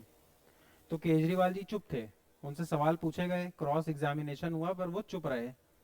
तो मुद्दा एक न्यूज में आया कि ये बताओ ये चुप है, तो ये सही? अगर तुम मुझसे कोई सवाल पूछो और मैं चुप रहूं तो मैं सही हूं या गलत? जैसे मान लो ये आईपैड है, ठीक, ये मान लो XYZ पर्सन ने यहाँ से उठा लिया, ठीक, मैं XYZ पर्सन से पूछता हूँ कि कहाँ गया, तुमने उठाया है, और अगर वो कुछ नहीं बोल रहा है तो मैं उसका कुछ कर सकता हूँ? कॉन्स्टिट्यूशन अधिकार देता है कि तुम right to, you have the right to remain silent. देखो क्या है, कॉन्स्टिट्यूशन का जो आर्टिकल 19 है वो है freedom of speech and expression, अभिव्यक्ति की आजादी, कि मैं कुछ भी बोलने की आजादी रखता हूँ। ऑब्वियसली इसके कुछ रिस्ट्रिक्शंस हैं, ठीक, लेकिन मेरे पास अभिव्यक्ति की क्या है, आजादी, freedom of speech and expression. इसी को सुप्रीम कोर्ट ने 1986 में, एक केस का भी नाम बताऊंगा, 1986 में सुप्रीम कोर्ट ने बोला था, एक तो आर्टिकल 19 में freedom of speech and expression है, दूसरा 19 में एक तुमने सुना होगा सेल्फ इंक्रिमिनेशन का भी राइट है। सेल्फ इंक्रिमिनेशन, सेल्फ इंक्रिमिनेशन क्या कहता है, कोई मुझे अपने लिए गवाही देने के लिए मजबूर नहीं कर सकता। मतलब मैंने कोई क्राइम किया, ये कम नहीं कर सकता मैं खुद अपने लिए गवाही दूं, मैं चुप रह सकता हूँ। समझ रहे हो, तुम मेरे क्राइम में मुझको गवाह नहीं बना सकते कि सर देखिए देखिए इन्होंने चोरी की है, क्योंकि ये खुद कन्फेस कर रहे हैं। समझ में आ रहा है?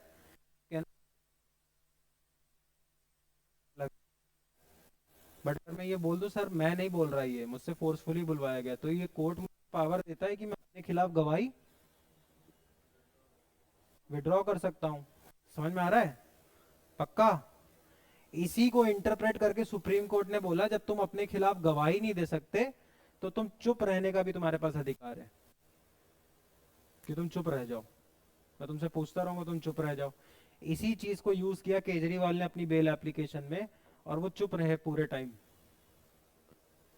तो लोगों ने इस चीज को समझा, ये चुप कैसे, इनसे सवाल पूछ रहे चुप कैसे, तब ये राइट न्यूज में आया कि कॉन्स्टिट्यूशन हमें राइट टू रिमेन साइलेंट का अधिकार देता है। किस चीज में? Freedom of speech and expression. ये भी तो एक तरीके की अभिव्यक्ति है, ये भी तो एक टाइप का एक्सप्रेशन है ना, चुप रहना भी तो एक एक्सप्रेशन है कि मैं चुप हूं। समझ में आ रहा है? पक्का? तो केजरीवाल केजरीवाल तो नहीं पूछेगा, बस तुमसे यही पूछ लेगा राइट टू रिमेन साइलेंट का कॉन्स्टिट्यूशन में राइट है या नहीं, तो आंसर क्या होगा? यस। कौन से आर्टिकल में? 19, under freedom of speech and expression. इसके बाद लिखो, लेप्रोसी कौन कौन जानता है? लेप्रोसी क्या होता है? लेप्रोसी एक बीमारी होती है,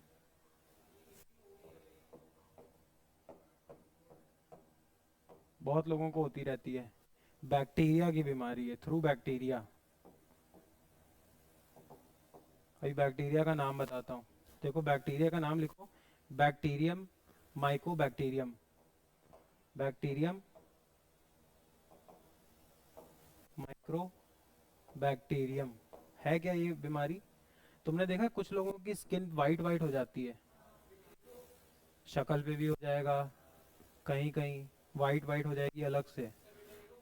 हाँ, नहीं लेप्रोसी बोलते हैं, पता नहीं तुम्हारे कौन सा अच्छा हो सकता है डॉक्टर साहब, सुनो तो मजाक नहीं हो सकता है। देखो मुझे लेप्रोसी पता है, हिंदी में पता नहीं क्या बोलते हैं। हाँ, तो ये बैक्टीरिया बॉर्न डिजीज है, बैक्टीरिया से होती है, फिजिकल टच से नहीं होगी। जैसे इंडिया में क्या है, इस चीज को लेके बहुत कम लिटरेसी है, आदमी सोचता है फिजिकल टच से हो जाएगी। पहली चीज याद रखो, ये मैं तुम्हारी जनरल अवेयरनेस के लिए कह रहा हूँ, ये एग्जाम में नहीं पूछेगा, ये तो अभी बताऊंगा न्यूज क्या है। फिजिकल टच से नहीं होगी, लेकिन जो तुम्हारे नाक से बैक्टीरिया निकलते हैं इनहेल करते वक्त, उससे हो सकती है, और इसके सिम्टम दिखते हैं 20 साल बाद। मतलब मान लो अभी एक्स पर्सन को लेप्रोसी है, तुम उसके कांटेक्ट में रह रहे हो, तो जो उसकी सांस होगी, जो वो बैक्टीरिया रिलीज करेगा खांसते वक्त बोलते वक्त, हो सकता है, 100% श्योर नहीं, उससे ये ट्रांसफर हो सकता है। और इसके इसके सिम्टम्स दिखते हैं 20 साल बाद, तो हो सकता है जो चीज तुम्हें 2024 में लगी हो वो दिखेगी 2044 में। इसीलिए लोग कहते हैं थोड़ा दूर रहो, मैं तुमको ऑनेस्टली बता रहा हूँ यही होता है। लोगों को मिसअंडरस्टैंडिंग होती है कि फिजिकल टच से होता है, फिजिकल टच से नहीं होता है। हाँ, फिजिकल टच से नहीं होता है, मिलने से हो सकता है, और क्योंकि सिम्टम बहुत दिन बाद दिखते हैं तो लोगों को पता भी नहीं चल पाता। न्यूज में क्यों है? जॉर्डन नाम का एक देश सुना होगा सबने, नहीं सुना है तो कोई बात नहीं, कंट्री है जॉर्डन, मिडिल ईस्ट में। जॉर्डन दुनिया की पहली देश बनी है, first country in the world है, first country in the world which is free of leprosy. वहां एक भी पेशेंट नहीं बचा इसका। समझ में आया? करंट अफेयर क्या है? करंट अफेयर यह है, जॉर्डन दुनिया का पहला ऐसा देश है जो क्या हो गया, लेप्रोसी फ्री। लेप्रोसी होती क्या, मैं तुमको बता दिया। जिस पार्ट में वो वाइट वाइट हो जाता है ना, वो पार्ट इनसेंसिटिव हो जाता है। इनसेंसिटिव समझते हो? सेंसेशन फील नहीं होगा।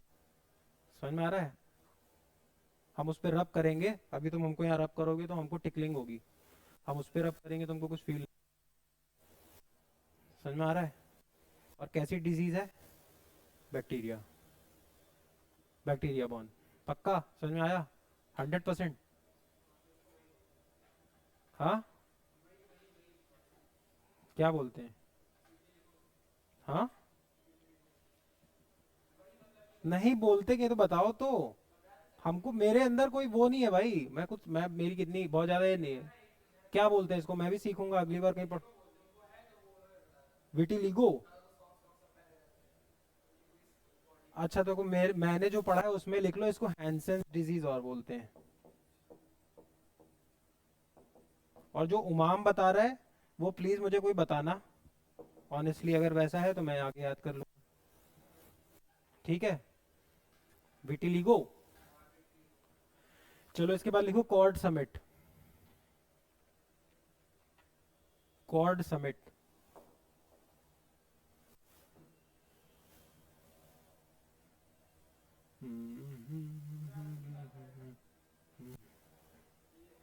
हाँ हाँ, हो सकता है भाई।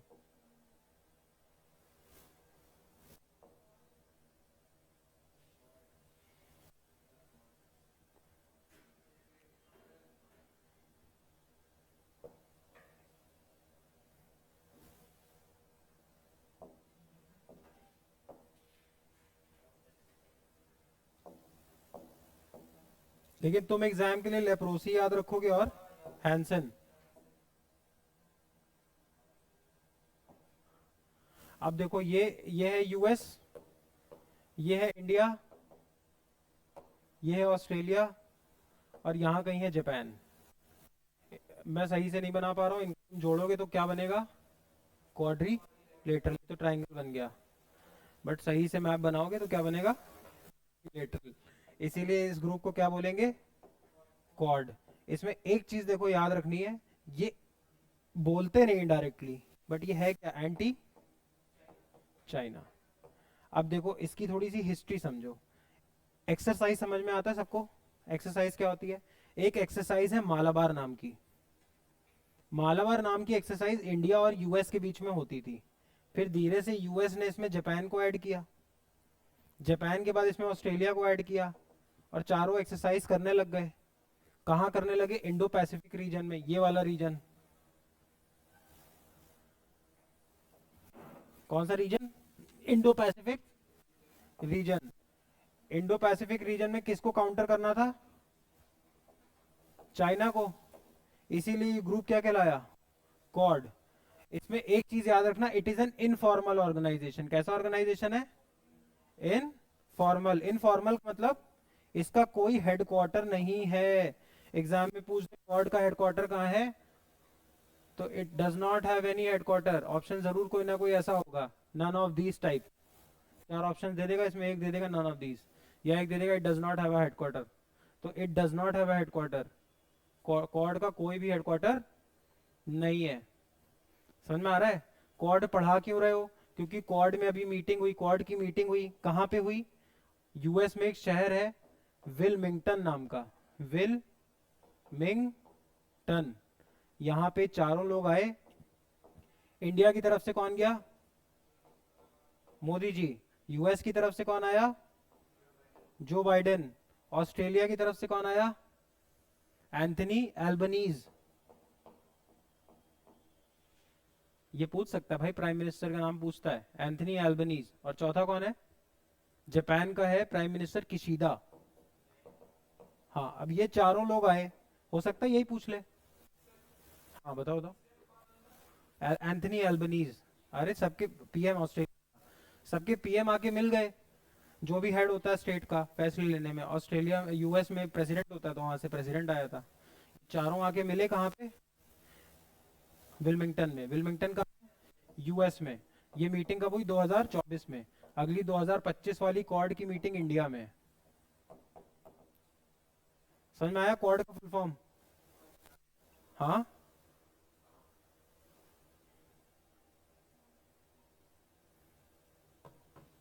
अब इसके बाद देखो एक ऑर्गेनाइजेशन है और है, वेस्टर्न क्वाड बोलते हैं इसको। क्या? Western quad. वेस्टर्न क्वाड का दूसरा नाम है I2U2। I2U2। I stands for मेरा भारत महान, second I stands for Israel, you stands for USA, and second you stands for UAE. UAE, ये चारों भी को काउंटर कर रहे हैं, चाइना को। अभी चारों कंट्रीज देखो, अगर मैप में देखोगे जाके, इस क्वाड में, कहाँ गया मैप?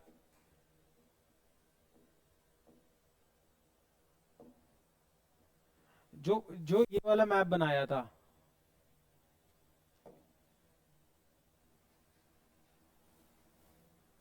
जो ये वाला मैप बनाया था, इसमें तुम देखो जापान यहाँ था, इंडिया यहाँ था, ऑस्ट्रेलिया यहाँ था, और यूएस यहाँ था। एक साइड, दो साइड, तीन साइड, चार साइड, क्वाड बन गया। क्वाड। अब ये वाले अब ये I2U2 में क्या है? एक कंट्री यहाँ कहीं है इजराइल, यहाँ इंडिया है, और यहाँ पे कहीं यूएई है, और एक क्या है? यूएस है। इसमें भी चार पॉइंट्स है, जोड़ोगे तो क्या बनेगा? क्वाड।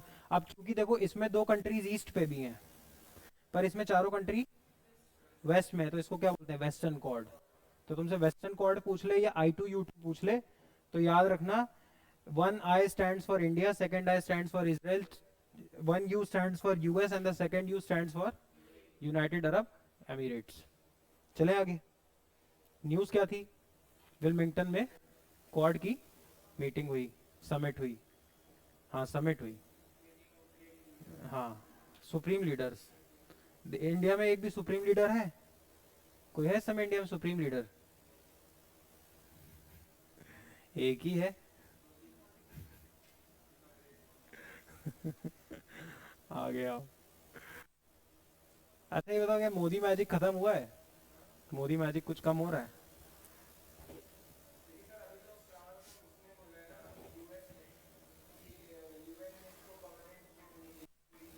कभी नहीं मिलेगी, कभी नहीं मिलेगी। रीजन है उसका मोदी जी की बात, इसमें मोदी जी का कोई रोल ही नहीं है। ये सब चीजें तो उसमें मिलती हैं, किसी की भी सरकार हो। मिलेगी इसलिए नहीं क्योंकि चाइना वीटो लगा देगा। और तुमको पता है पहले प्रेसिडेंट, यूएनएससी में 5 परमानेंट मेंबर्स हैं। यूएस,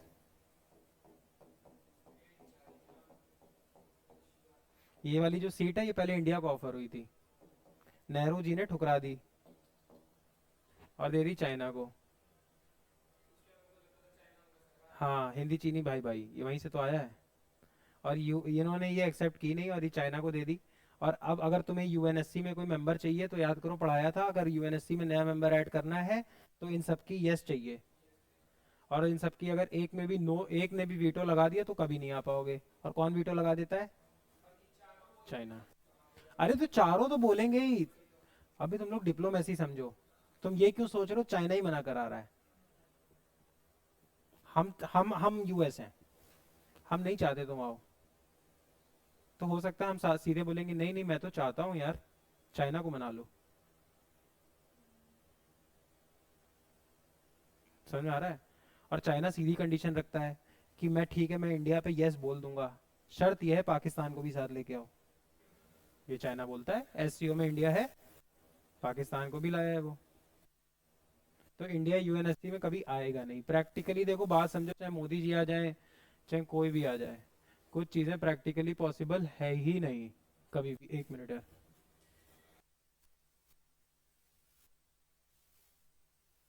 चलो एक अगला लिखो। Algeria. Algeria. Algeria joins new development bank. Algeria joins new development bank. New development bank क्या है? देखो, तुमसे एग्जाम में 4 बैंक्स के बारे में पूछता है मोटा मोटा इंटरनेशनल लेवल पे। एक पूछता है वर्ल्ड बैंक, एक पूछता है आईएमएफ। ये दोनों मैं बहुत क्लियरली समझा चुका हूँ कई बार, ठीक। फिर इसके बाद एक आता है Asian infrastructure bank. Asian infrastructure bank, हम इसके लिए एक अलग इंस्टीट्यूशन की क्लास करेंगे। एक है एशियन डेवलपमेंट बैंक। अब याद करो, ब्रिक्स पढ़ाया था, नील ओब्रायन बताया था कि नील ओब्रायन ने बताया था कि 4 कंट्रीज का फ्यूचर होगा। रशिया के पास ऑयल है, इंडिया चाइना के पास पॉपुलेशन है, बताया था ना। तो ब्रिक्स बताया था। इसी चीज को करते हुए 2014 में एक शहर है ब्राजील का फोर्टालीजा। कौन सा? फोर्टालीजा डिक्लेरेशन हुई। फोर्टालीजा डिक्लेरेशन में ब्रिक्स ने बोला हम अपना खुद का बैंक बनाएंगे। इस पे क्वेश्चन आ चुका है पहले। और उस बैंक का नाम क्या था? New development bank. समझ में आया? ब्रिक्स की कंट्री मिले, जैसे आईएमएफ के, जैसे यूएन के पास वर्ल्ड बैंक है, आईएमएफ है, चाइना एक एडीबी चलाता है, एशियन इंफ्रास्ट्रक्चर बैंक चलाता है। ऐसे ही ब्रिक्स वालों ने मिलके 2014 में फोर्टालीजा डिक्लेरेशन लाया। फोर्टालीजा डिक्लेरेशन में बोला हम अपना खुद का बैंक बनाएंगे, उसका नाम रखेंगे न्यू डेवलपमेंट बैंक। ब्रिक्स की जितनी वापस हिस्ट्री है वो बता रखी है, वीडियोस में वापस देख लो एक बार, कि नील, लंबी स्टोरी हो जाएगी, बताने में कोई प्रॉब्लम नहीं है, बट वो सेम चीज क्यों रिपीट कर रहे हो? समझ में आया? अब इसमें देखो न्यूज क्या है। एक अल्जीरिया नाम का कंट्री है। अल्जीरिया कहाँ पे है? अल्जीरिया कहाँ पे? अफ्रीका में। अल्जीरिया की कैपिटल देखना तुम्हारा होमवर्क है, इसकी कैपिटल देख लेना, पूछ सकता है। और न्यू डेवलपमेंट बैंक में कितने मेंबर्स हो गए टोटल? 9। ठीक, चले आगे, बोलो। देखो, न्यू डेवलपमेंट बैंक से क्वेश्चन क्या क्या आएगा। ये बैंक किसका है? ब्रिक्स का। रिसेंटली एडेड मेंबर कौन सा है? अल्जीरिया। ये बैंक बना कब? 2014 में। कौन सी डिक्लेरेशन के बाद? फोर्टालीजा डिक्लेरेशन। इसके बाद इसमें लिखो इसका हेडक्वार्टर कहाँ पे है? शंघाई में। शंघाई कहाँ पे है? चाइना में। शंघाई कहाँ पे है? चाइना में। इंडिया इसका मेंबर है? ब्रिक्स का मेंबर है इंडिया। अब इसलिए देखो एक और इंपॉर्टेंट हो जाता है, जब ये 2014 में डिक्लेयर हुआ तो इसका पहला जो प्रेसिडेंट था 2015 से 2020, वो एक इंडियन था जिसका नाम था केवी कामत। केवी कामत को बैंकिंग का सचिन तेंदुलकर बोलते हैं। जैसे क्रिकेट में सचिन तेंदुलकर है, इंडिया में बैंकिंग में कौन है? केवी कामत। देखो, न्यू डेवलपमेंट बैंक इंडिया का बैंक तो है नहीं खाली, इसमें कितने कंट्रीज हैं? 9 कंट्रीज। कितने हैं? 9। जब न्यू डेवलपमेंट बैंक बनाया गया था, तो जो सबसे पहले प्रेसिडेंट बने थे वो कौन थे? तभी ये क्वेश्चन आया था, क्योंकि केवी कामत इज एन इंडियन। मैं बस तुमको ये इसलिए एक्सप्लेन कर रहा हूं कि जैसे क्रिकेट के लिए सचिन तेंदुलकर को गॉड मानते हैं इंडिया में, बैंकिंग सेक्टर में सचिन तेंदुलकर केवी कामत को मानते हैं। इसीलिए इंडिया ने किसको नॉमिनेट किया था? केवी कामत। समझ में आ रहा है? इस समय प्रेजेंट प्रेसिडेंट लिखो कौन है? डिल्मा रॉसेफ। बहुत ध्यान से पढ़ो। हाँ, रॉसेफ। ये कहाँ की है? ब्राजील की। बहुत ध्यान से पढ़ो, पिछले साल के पेपर उठा के देख लो, लास्ट के 2-3 महीने से क्वेश्चंस बहुत आते हैं।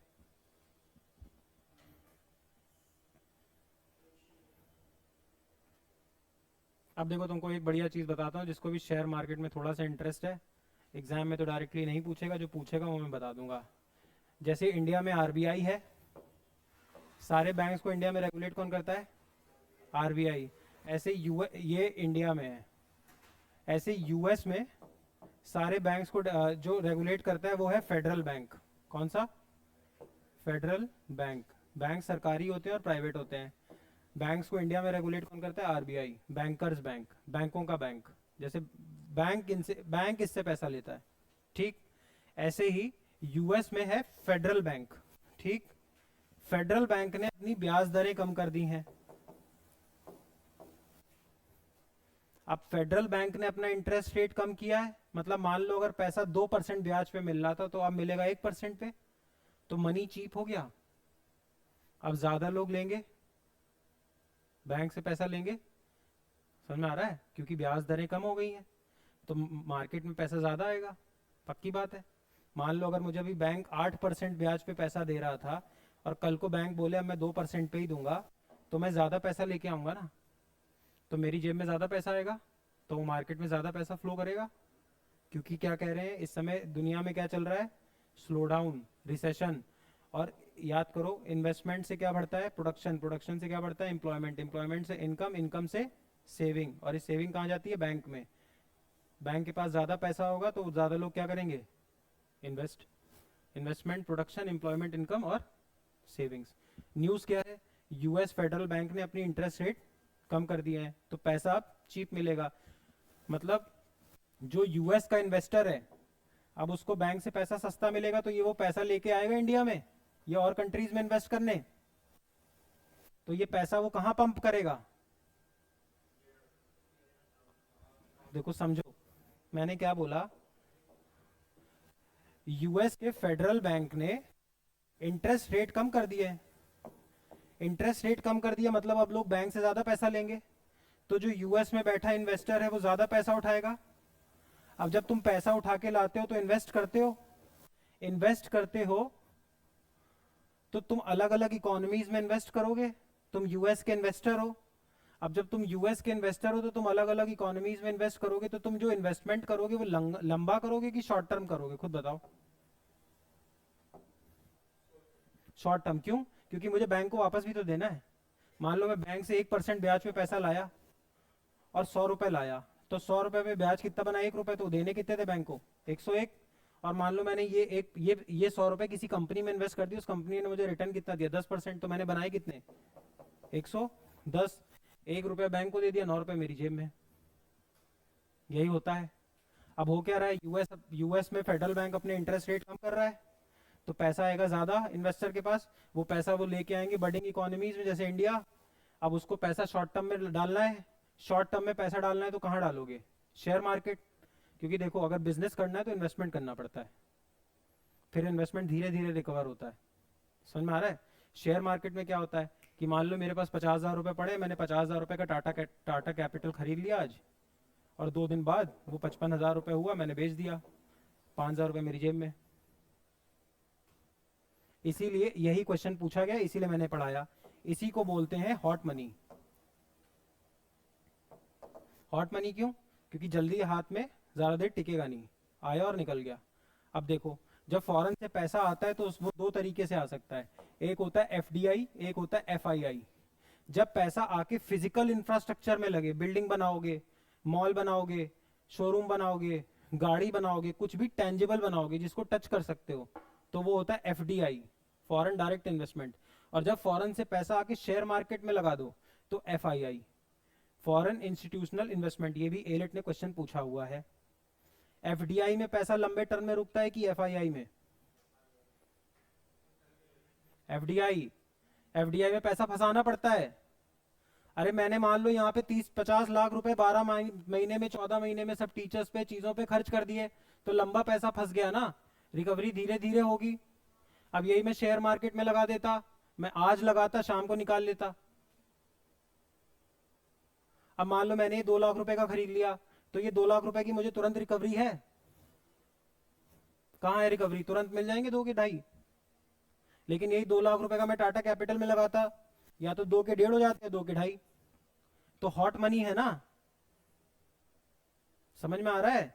तो जो जिस कंट्री में इन्वेस्टमेंट आता है वो हमेशा एफडीआई चाहती है, क्यों, अरे आओगे, फैक्ट्री लगाओगे, फर्नीचर खरीदोगे, तो एम्प्लॉयमेंट तो लोकल आदमी को दोगे, बिजनेस करोगे तो नौकरी दोगे। अगर मान लो मर्सिडीज बेंज आके यहाँ पे अपना वो लगाएगी शोरूम, तो मर्सिडीज बेंज हायर किसको करेगी, इंडियन आदमी को, नौकरी तो इंडिया के लोगों को दी।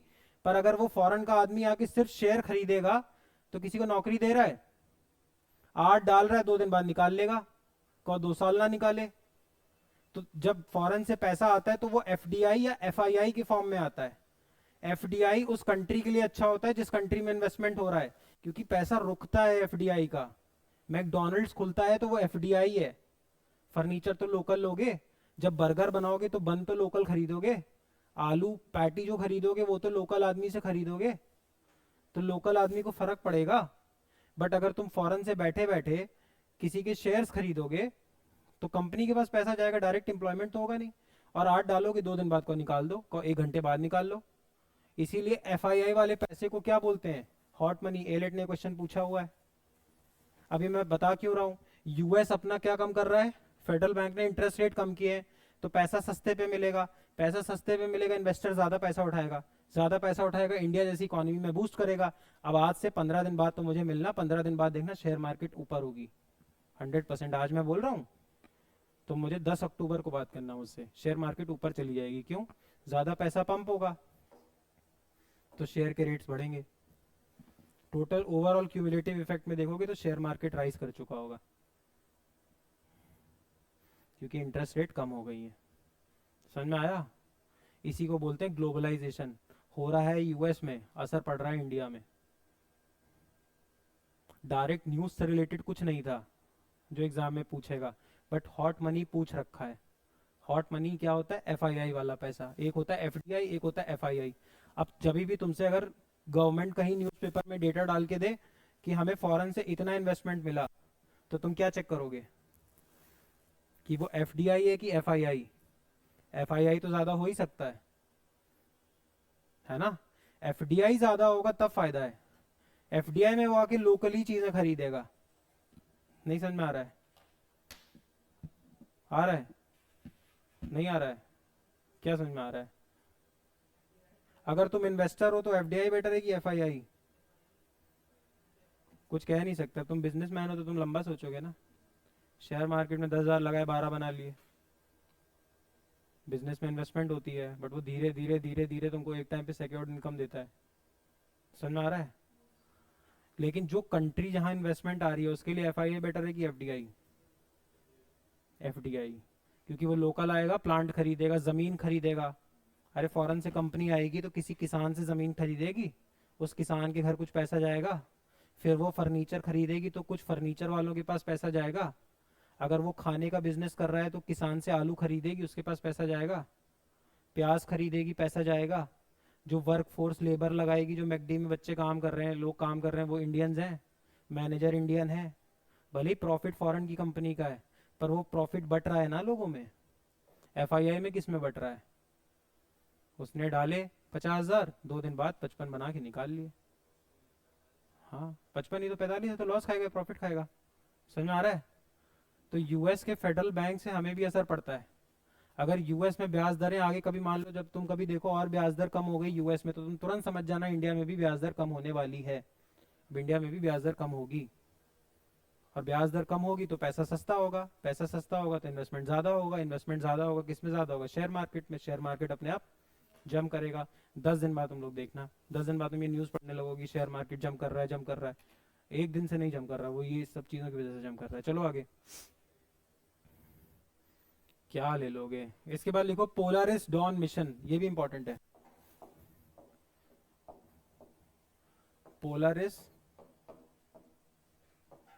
डॉन मिशन, देखो ये क्या हुआ है।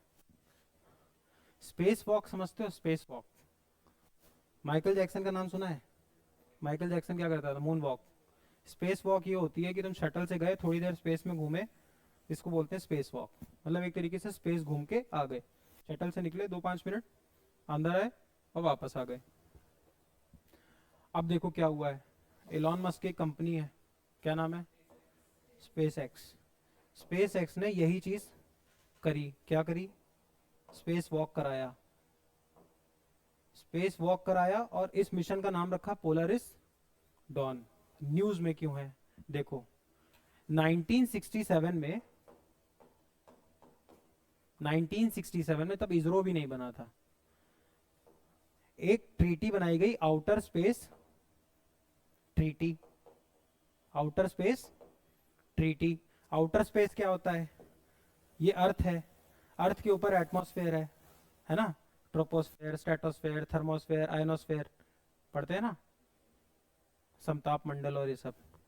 तो अर्थ से 100 किलोमीटर ऊपर तक एटमॉस्फेयर मानते हैं हम। एटमॉस्फेयर ऊपर तक होता है, लेकिन तुमसे कोई पूछे स्पेस कहाँ से स्टार्ट हो रहा है, तो 100 किलोमीटर के बाद क्या स्टार्ट, स्पेस। और इस इमेजिनरी लाइन को बोलते हैं कार्मन लाइन। ये कोई लाइन नहीं है, ये हमने बस अपने लिए समझ रखी है कि कोई बोलेगा स्पेस गया था, तो कहाँ गए थे, 100 किलोमीटर के ऊपर गया था, कार्मन लाइन। ठीक, कार्मन लाइन के ऊपर वाले रीजन के लिए दुनिया के सारे देश मिले और उन्होंने एक ट्रीटी साइन की, आउटर स्पेस ट्रीटी। तुम सोचो यूएस रशिया कितने आगे चल रहे थे उस टाइम पे। उस ट्रीटी में ये बोला गया था कि ये जो कार्बन लाइन के ऊपर वाला रीजन है, ये किसी एक देश का नहीं है, इस पे सबका हक है। समझ में आ रहा है? और कोई अगर वहां पहुंच जाएगा तो वो उसको पोटेंशियली नुकसान करने की कोशिश नहीं करेगा। मान लो कैसे, ये अर्थ है, अब मान लो यहाँ पे मैंने तुम्हारे लिए कुछ मिसाइल्स डिप्लॉय कर दिए स्पेस में, तुम्हारी कंट्री के ऊपर, तो ये सब चीजों को रोकने के लिए हमने कौन सी ट्रीटी साइन करी, outer space treaty. Outer space treaty में यह बोला गया कि स्पेस किसी एक कंट्री का नहीं है, ह्यूमन काइंड के लिए, अगर इंसान के लिए भले के लिए कोई भी स्पेस यूज करना चाहता है तो एवरीवन कैन यूज देम या यूज इट। ठीक, ये कहती थी आउटर स्पेस ट्रीटी। अब इलॉन मस्क, अब ये कंडीशन रखी किसके लिए गई थी, कंट्रीज के लिए, कि कोई भी कंट्री यूज कर सकता है। इलॉन मस्क कोई कंट्री है? इलॉन मस्क ने मून वॉक करा दी, स्पेस वॉक। जब करा दी तो स्पेस से वापस लाए, तो दूसरे देशों ने हंगामा किया, रशिया वशिया ने, कि यार ये क्या है, तो आउटर स्पेस ट्रीटी को ब्रीच कर रहा है। तो अमेरिका कह रहा है कैसे ब्रीच कर रहा है, वो कह रहा है इसलिए ब्रीच कर रहा है कि 1967 में तुमने कहा था कोई यूज नहीं करेगा पर्सनली। तो अमेरिका कह रहा है कि हमने तो ये कहा था कि ह्यूमन काइंड के लिए अगर कोई यूज करना चाहे तो कर ले। तो रशिया कह रहा है तो सिर्फ कंट्री यूज कर सकती है, और इलॉन मस्क तो प्राइवेट एंटिटी है। अब जो भी है, इसमें कुछ कंट्रोवर्सी, कुछ होना जाना है नहीं। क्यों? क्योंकि इलॉन मस्क से रशिया भी पंगा नहीं लेगा। बताओ क्यों? हो सकता है ना इलॉन मस्क कल इन्वेस्टमेंट रशिया को दे दे। नौकरी तो लोकल आदमी को ही मिलेगी। रशिया अमेरिका से दुश्मनी करेगा, एक इंडिविजुअल आदमी से क्यों करेगा? अरे भाई, अगर इलॉन मस्क के पास $100 बिलियन पड़े हैं, वो जिस देश में चाहे उसमें इन्वेस्ट कर देगा। वो तो सॉफ्टवेयर का काम करता है, तो नौकरी तो वहां के लोकल को ही मिलेगी। तो इसीलिए इस पे कुछ इशू ज्यादा बनना नहीं है, क्योंकि इलॉन मस्क अपने आप में बहुत बड़ा आदमी है। तो कोई भी कंट्री, मुझे नहीं लगता इलॉन मस्क से पंगा लेना चाहती है। बस वो इस पे इशू बना रहे हैं, इशू बना रहे हैं, इसलिए न्यूज में है। न्यूज में क्या है? Outer space treaty. Outer space treaty ये कहती थी कि कार्बन लाइन के ऊपर सब देश के लिए इक्वली अवेलेबिलिटी है। ठीक, उसी चीज में इसने अपना क्या करा दिया, स्पेस वॉक। स्पेस वॉक कराया किस मिशन के तहत? Polaris don mission. तुमसे पूछ लेगा पोलरिस डॉन मिशन किसका है? स्पेस एक्स का है। क्या किया था इसमें? Space walk. और कौन सी ट्रीटी वायलेट कर दी? Outer space treaty. अब की नहीं की, ये तुम पे डिपेंड करता है। बस ये सोचने वाली बात है कि दुनिया में अभी सिर्फ 3 ही ऐसे लोग हैं जिन्होंने स्पेस वॉक कराया है। एक है रशिया, एक है यूएस, और एक है चाइना। और चौथा कौन है? Elon Musk. ये सब कंट्रीज हैं, ये सब कंट्रीज हैं। और इलॉन मस्क एक पर्सनल खुद का आदमी है, जिसकी कंपनी है स्पेस एक्स। समझ में आया? तो इस पे ज्यादा पंगा कुछ होगा नहीं, क्योंकि कोई भी इससे पंगे लेना क्यों चाहेगा। कल तो ये कहीं भी इन्वेस्टमेंट कर सकता है ना। अभी मान लो इंडिया में ही आके टेस्ला का प्लांट लगा दे, कितने लोगों को नौकरी देगा? गवर्नमेंट तो ऐसे सोचती है ना। समझ में आ रहा है? चले, पढ़ने वाला क्या क्या था इसमें? पोलरिस डॉन मिशन क्या है, स्पेस वॉक क्या होता है, कार्बन लाइन क्या होती है, आउटर स्पेस ट्रीटी क्या है 1967 की है, और इसके साथ स्पेस वॉक आज तक सिर्फ 3 लोगों ने कराया, Russia, US and China, not even India. चौथा कौन है? Elon Musk. चले आगे चलो, अगला टॉपिक लिखो। 21st सेंचुरी एंटरप्रेन्योर्स की है ना, क्या लगता है? तुम्हारी जनरेशन में तो बहुत वो भी है यार, मतलब एंटरप्रेन्योरशिप को बड़ा रिस्पेक्ट से देखते हैं। आगे हैं? अब यार देखो, कुछ हद तक तो सही है, 2 अटेम्प्ट दे लो बस। तापी गैस पाइपलाइन,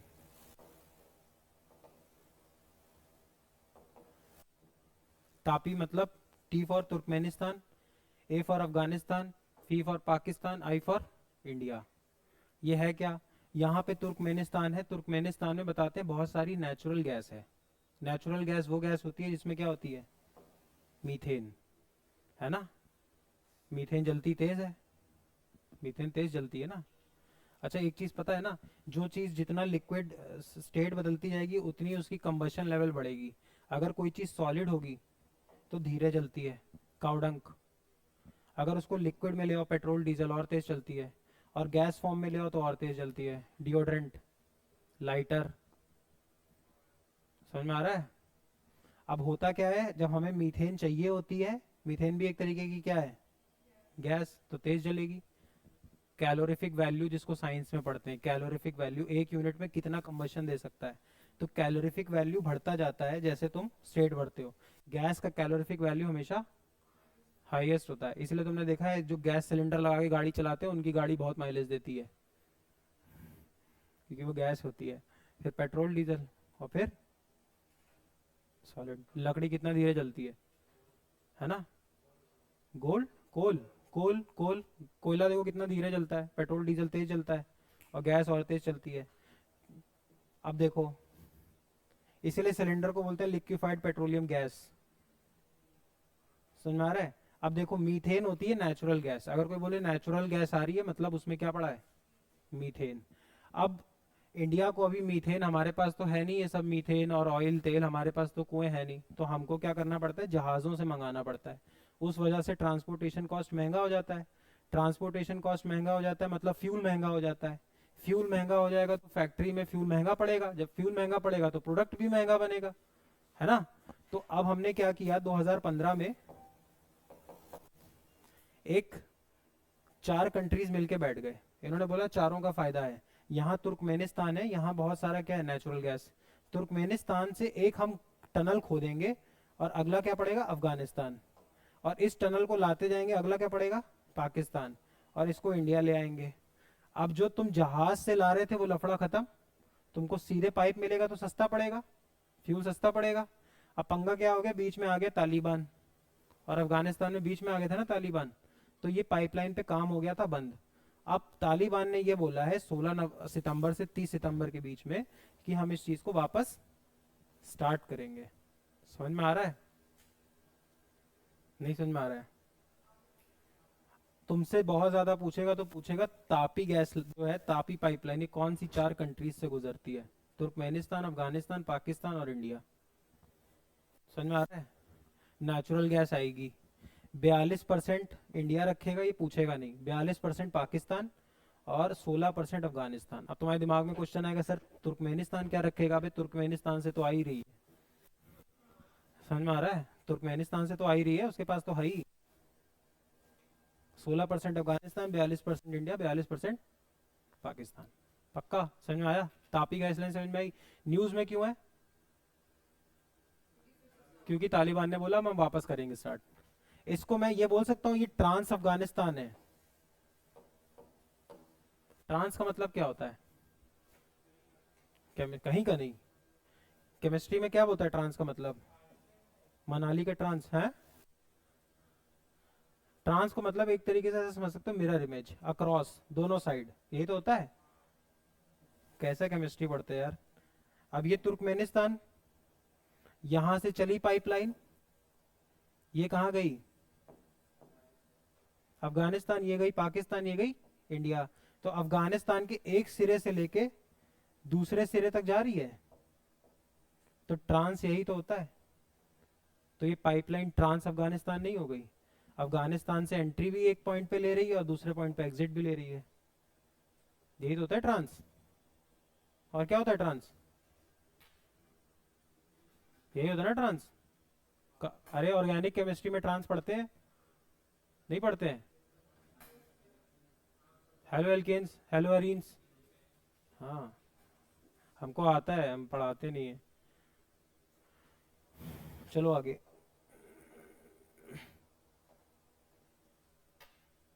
ये याद नहीं रखना 42 42, ये मैंने सिर्फ तुमको इसलिए बताया कि पाकिस्तान क्यों मान गया है।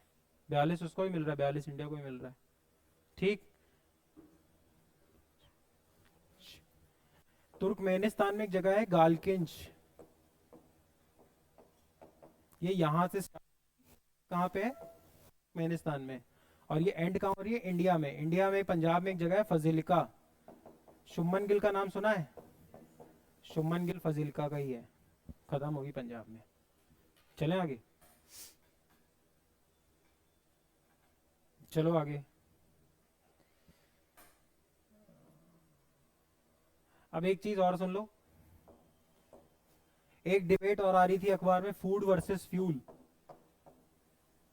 ये क्या है,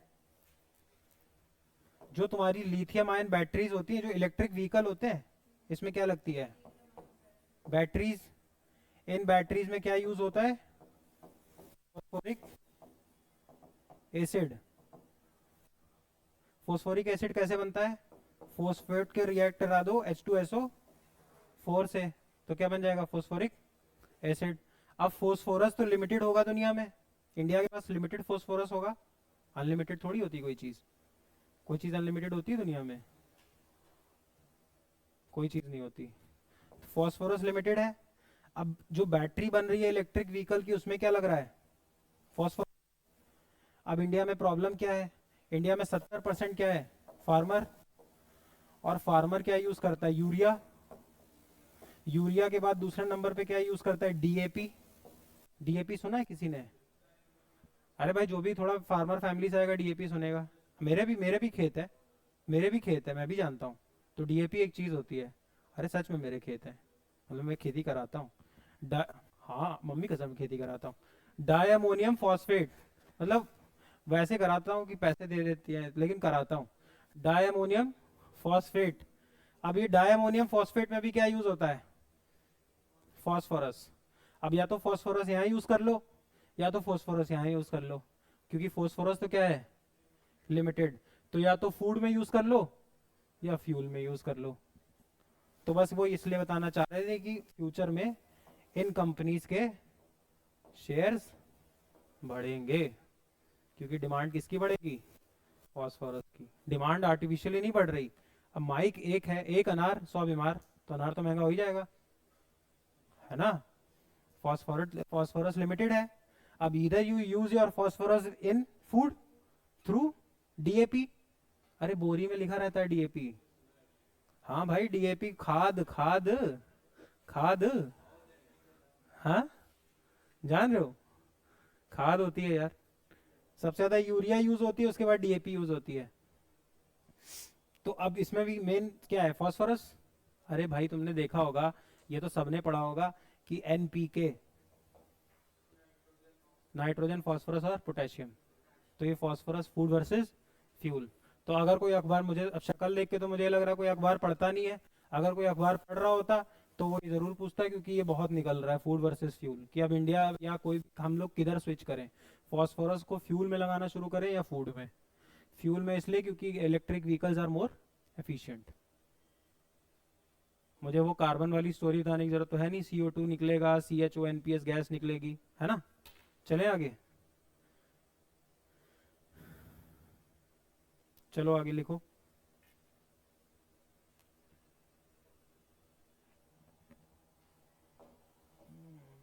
एमी अवार्ड्स हुए थे ना, कवर कर लिया तुम लोगों ने, एमी अवार्ड्स पढ़े।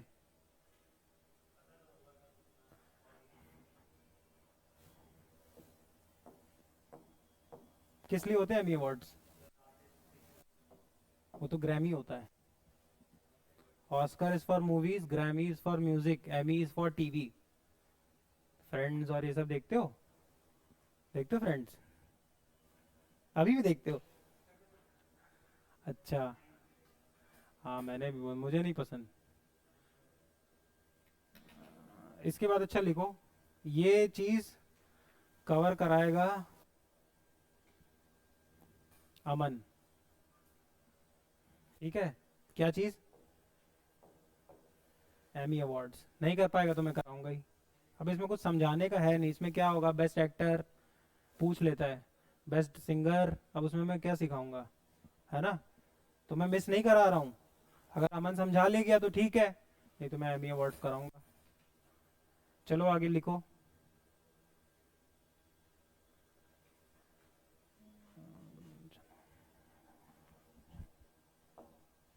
आईसीजे बता रखा था, कहाँ पे बना हुआ है, हेग में।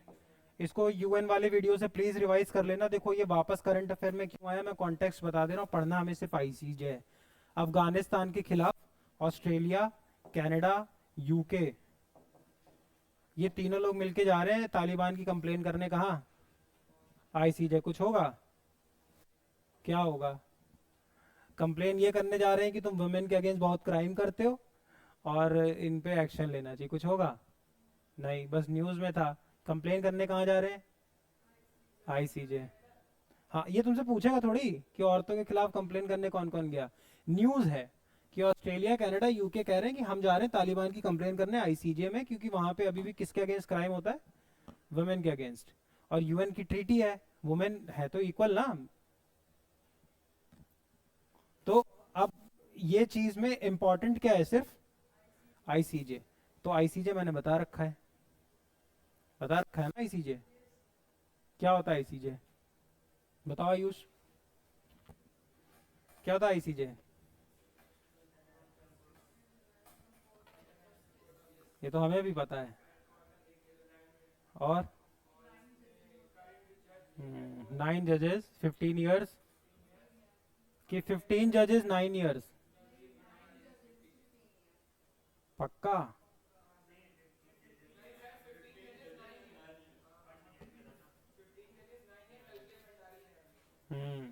पाठक, भंडारी, मैंने सारे बताए थे, नागेंद्र राव। हाँ अब जब, हाँ अब ये बताने के बाद भी अगर गलत कर रहे हो तो तुम बताओ मेरी गलती की तुम्हारी, खुद से सोचो, अपने आप से क्वेश्चन करो। जब तुम्हें जितना बता दिया उतना आता हो, मैं तो और हाई लेवल पे पढ़ा दूं। अगर तुम सोचो तुम्हें सब लर्न हो तो मैं तुम्हें और चीजें पढ़ा दूं, फिर टाइम थोड़ी वेस्ट होगा। मैं तुम्हें न्यूज़ बताऊंगा, बता दूंगा आईसीजे बता रखा है, तुम तेज तेज बोलोगे हाँ आईसीजे ये होता है, मैं आगे बढ़ जाऊंगा। चलो इसके बाद लिखो, थाईलैंड का नाम सुना है किसी ने। हाँ थाईलैंड, वैसे अब फुकेट जाते हैं, बैंकॉक नहीं जाते। देखो 3 कंट्री हैं एशिया की जहां पे गे मैरिज लीगल कर दी गई है, गे मैरिज लीगल। अरे एलजीबीटी, 3 कंट्रीज में देखो, 16 से 30 सितंबर पढ़ा रहे हैं, तो 16 से 30 सितंबर में थाईलैंड के किंग ने बोला मैं एलजीबीटी मैरिज अलाउ करता हूँ। इसके अलावा 2 और हैं, एक है तुम्हारी नेपाल और एक है तुम्हारी शायद भूटान। 3 कंट्रीज हो गई। नेपाल, ताइवान, ताइवान सॉरी, जगह लिख लो ताइवान। 3 एशियन कंट्रीज हैं जहाँ एलजीबीटी मैरिज अलाउड है। अगर तुमको एलजीबीटी मैरिज करना है तो तुम 3 कंट्रीज में जाके कर सकते हो, पहला थाईलैंड, दूसरा नेपाल और तीसरा Taiwan. LGBT, if a male, if a male, if two females are attracted towards each other then they are called lesbians. If two males are attracted towards each other then they are called gay. If a person X is attracted towards both females plus males then it is a bisexual. Trans का मतलब वो होता है कि वो x पैदा हुआ था फिर उसने ऑपरेशन करा के वाई करा लिया, मेल पैदा हुआ था फीमेल करा लिया, फीमेल पैदा हुआ था मेल करा लिया। और क्वीर वो लोग हैं जो अपना सेक्सुअल ओरिएंटेशन अभी तक डिसाइड नहीं कर पा रहे हैं। कंफ्यूज नहीं, मतलब वो ये कह रहे हैं कि मैं अभी एसोसिएट नहीं कर पा रहा हूँ कि मैं क्या चाहता हूँ। हाँ कंफ्यूज, हाँ कंफ्यूज। हाँ मैं कभी रट के थोड़ी पढ़ाता हूँ। हाँ चलो तुम किधर आइडेंटिफाई करते हो, स्ट्रेट। चलो उसको उसको होमो और हेट्रो बोलते हैं। देखो सबसे पहले होता है होमोसेक्सुअल। होमोसेक्सुअल मतलब सेम जेंडर, और हेट्रोसेक्सुअल मतलब डिफरेंट जेंडर्स। फिर होमोसेक्सुअल में ये कैटेगरी है, होमो के अंदर इतने सारे हैं, समझ में आ रहा है। हाँ यू बिल्कुल, यूएस में ये सब तो हो ही रहा है। वो बोल देता है कि I identify myself as, let's say, हाँ वो आई, बिल्कुल पागल हो रहे हैं भाई वो लोग, जैसे बोलेंगे I identify myself as podium. तो समझ रहे हो मैं अट्रैक्टेड किससे हूँ? पोडियम से। या मैं अपने आप को ये आइडेंटिफाई करता हूँ तो पोडियम के साथ डस्टर है। इसके बाद लिखो white revolution 2.0। White revolution, white revolution क्या है?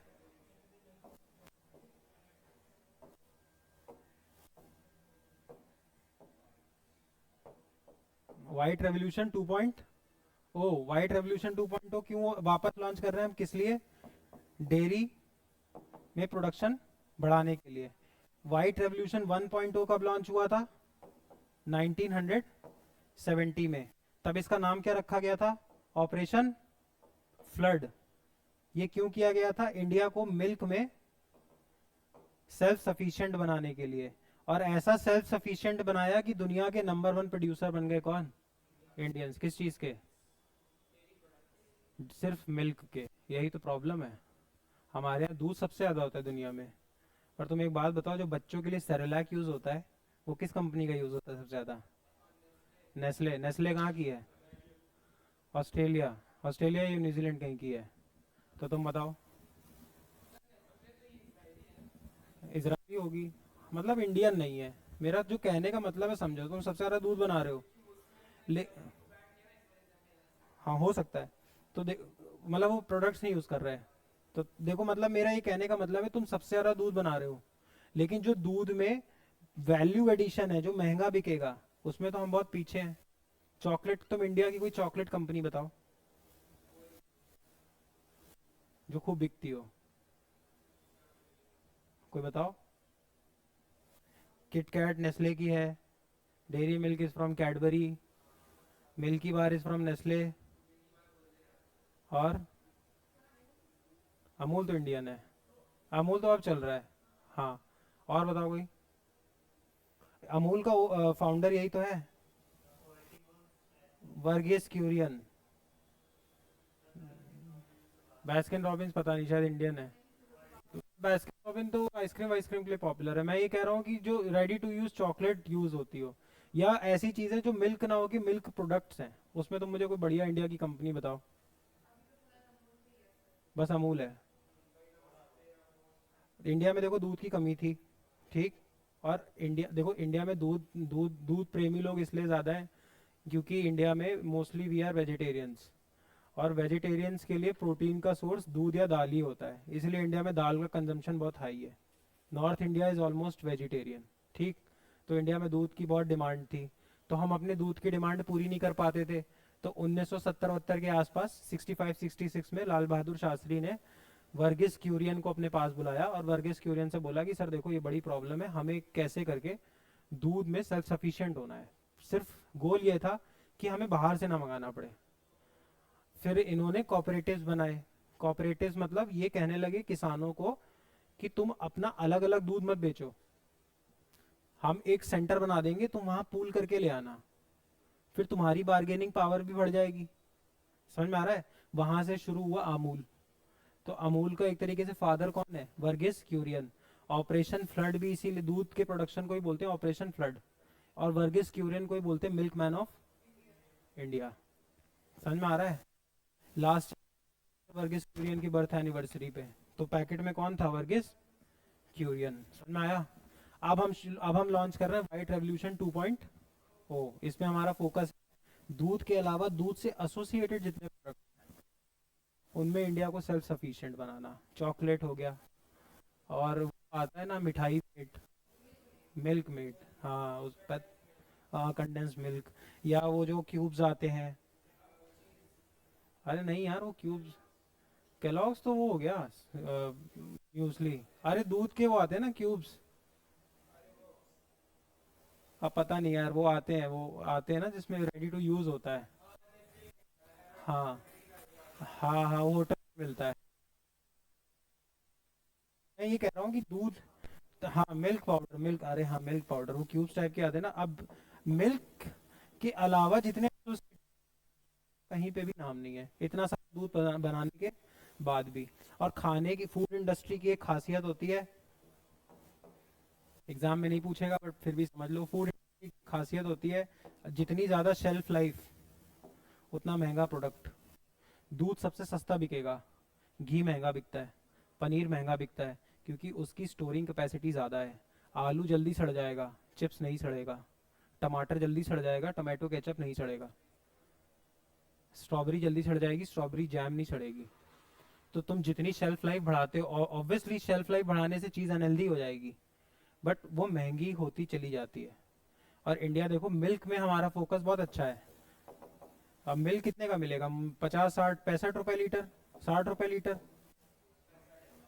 जो भी चल रहा है। मैं एक इंडिया का एवरेज बता रहा हूँ, गाँव गाँव में 50 ही चल रहा होगा। 70 रुपए लीटर? अरे तो फिर उसके दूध की क्वालिटी पे पड़ता है।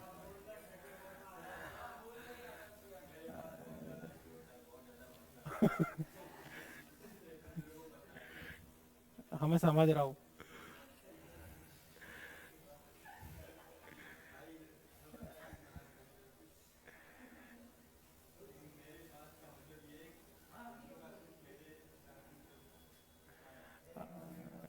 तो तुमको वो भी मैथ आती होगी कि 50 लीटर दूध में कितना पानी मिलाए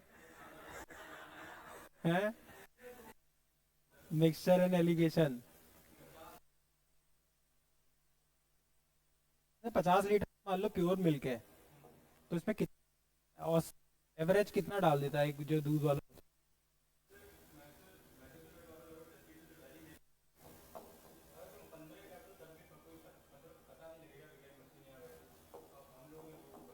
ये तुम कम बता रहे हो।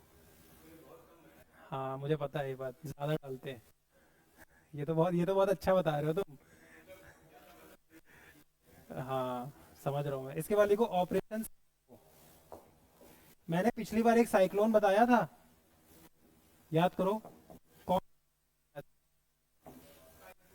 जब, अभी वो तो नाम बताए थे। करंट किसके, किस साइक्लोन का नाम बताया था जब तुमको डिफरेंट डिफरेंट नाम बताए थे? अरे महाराज, वो तो मैंने ये बताया था कि साइक्लोन के हर जगह अलग अलग नाम है। और कोई साइक्लोन आया था, यागी, याद आया? लास्ट न्यूज बताई थी, यागी बताया था लास्ट न्यूज, मुझे याद है भाई। अब यागी आया है तो इंडिया भी कुछ करेगा। गवर्नमेंट ऑफ इंडिया ने लॉन्च किया ऑपरेशन सद्भाव, किन लोगों को बचाने के लिए? जो लोग साइक्लोन यागी से परेशान है। इस क्वेश्चन को हल्के में मत लेना। जब अभी ये रशिया यूक्रेन वॉर हुआ था तो उन्होंने वो पूछ लिया था रेस्क्यू करने का नाम, इंडिया ने जो चलाया था। दुर्गा शक्ति। सद्भाव, सद्भाव। अरे सद्भावना, सद्भाव। राइट टू रिमेन साइलेंट हो गया।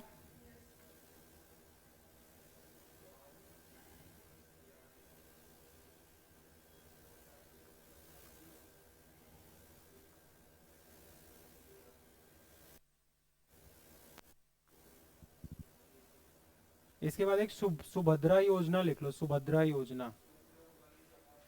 हाँ सुभद्रा योजना लिख लो।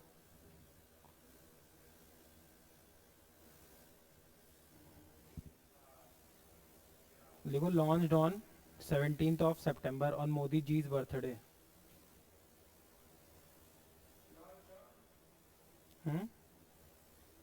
17 सितंबर। और 5-6 लाइन छोड़ दो।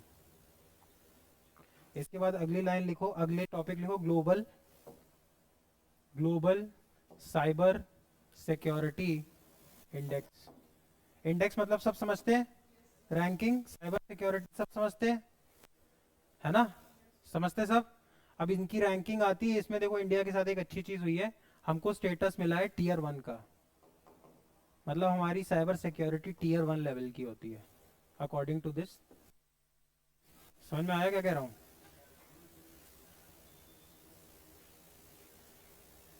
हम्म। बची है, मुझे मालूम है। इसमें यहाँ लिखो, इंडिया की रैंक है 6 out of 193।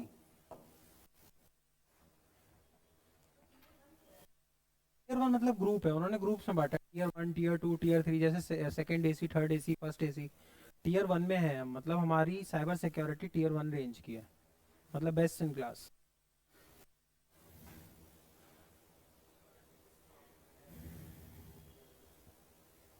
हाँ हाँ, थर्ड मोस्ट। कैसे पावरफुल का मतलब क्या होता है? देखो पावर कभी डिफाइन हो सकती है, फिजिकल पावर भी होती है, इकोनॉमिकल पावर होती है। जापान के पास खुद की आर्मी नहीं है। जापान के पास खुद की आर्मी नहीं है। जापान की सारी जो आर्मी है उसने डेलीगेट कर रखी है। वर्ल्ड वॉर 2 में इतना मारा नहीं बना।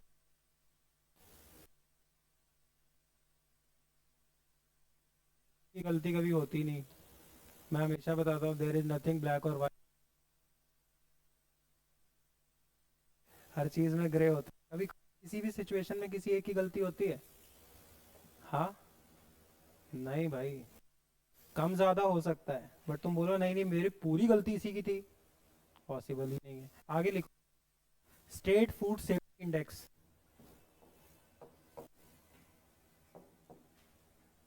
स्टेट फूड सेफ्टी इंडेक्स, इसमें हम क्या करते हैं कि कौन सा स्टेट फूड के मामले में कितना सेफ है। निकालता कौन है इसको? रिलीज्ड बाय FSSAI, किसी ने सुना है? Food safety and security authority of India. कौन सी मिनिस्ट्री में काम करती है? मिनिस्ट्री कौन सी है? हाँ मुझे मालूम है, तुम यही मार्क करके आओगे, यही हाँ। लेकिन इसका आंसर होगा ministry of health and family welfare. हाँ, फूड वाला मार्क मत करके आना। इसमें रैंक 1 पे बताओ कौन होगा, guess? Kerala, Tamil Nadu, JNK।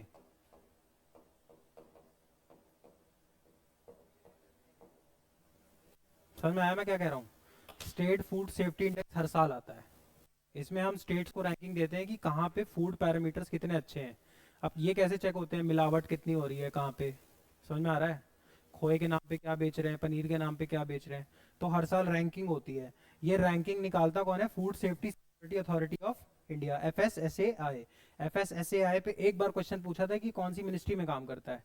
Most of the people answered ministry of food. Answer होगा मिनिस्ट्री ऑफ हेल्थ, क्योंकि इसको हेल्थ से मतलब है, फूड से नहीं।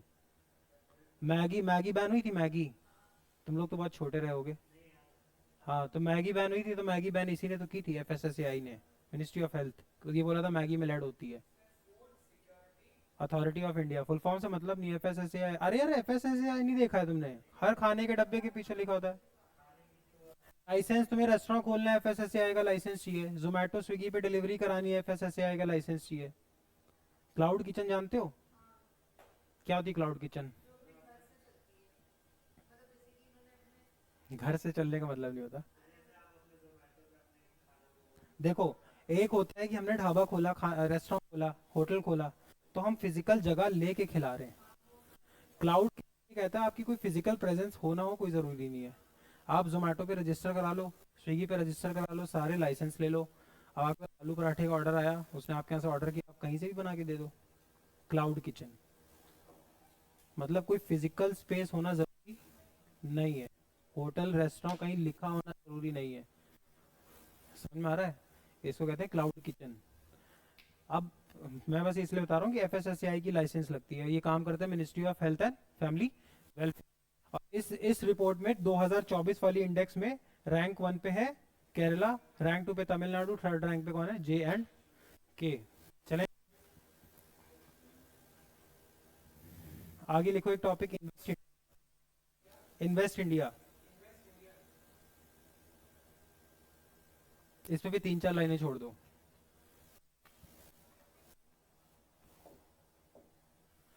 फिर अगला टॉपिक लिखो, ब्रिज ईस्टर्न ब्रिज 7। एक्सरसाइज सबको मालूम है क्या होती है, अब रिपीट करने की जरूरत नहीं है। ईस्टर्न ब्रिज 7 एक्सरसाइज होती है ओमान और इंडिया के बीच में, ओमान प्लस एयर फोर्स, यहाँ की भी एयर फोर्स और इंडिया की भी air force. Eastern bridge 7, eastern 7, India and Oman. That's it. 2 topic बचेंगे, मैं नेक्स्ट क्लास लूंगा तो ये 2 टॉपिक्स कराऊंगा। और इसके बाद 10 से 8 अक्टूबर बच रहा है, सितंबर, ये मैं ले लेता हूँ, किसी दिन स्पेशल कोई क्लास ले लूंगा। शाम को तुम लोग बैठ सकते हो तो बताओ, बैठ जाओगे? तो कल परसों में ऐसा करेंगे 6 बजे तक, तो देखो 11 से 6 का तो स्लॉट खाली है ही नहीं, ठीक। 6:15 से स्लॉट खाली है, तो मुझे तुम 6:15 पे परसों वरसों टाइम देते हैं, 6:15 पे स्टार्ट करेंगे। और 7:40 ओवर करना पड़ेगा क्योंकि योगी जी का रूल है 8 बजे के बाद कोचिंग चल नहीं सकती। हाँ, लड़कियों के लिए बहुत टाइम हो गया। तो 7:45। हाँ हाँ, तो हम लोग एक्सटेंड कर लेंगे, है ना? हाँ, तो हम लोग एक्सटेंड कर लेंगे और इसको चलने देंगे, ठीक है। परसों नरसों ये खत्म कराते हैं। वो चीज़ प्लीज़ याद रखो, वापस रिवाइज कर लो, उसको रिवाइज कर लो, फिर तुमको रिवीजन होगा ना तो डाउट पूछ पाओगे। कर लिया? Very nice. बाय। हाँ।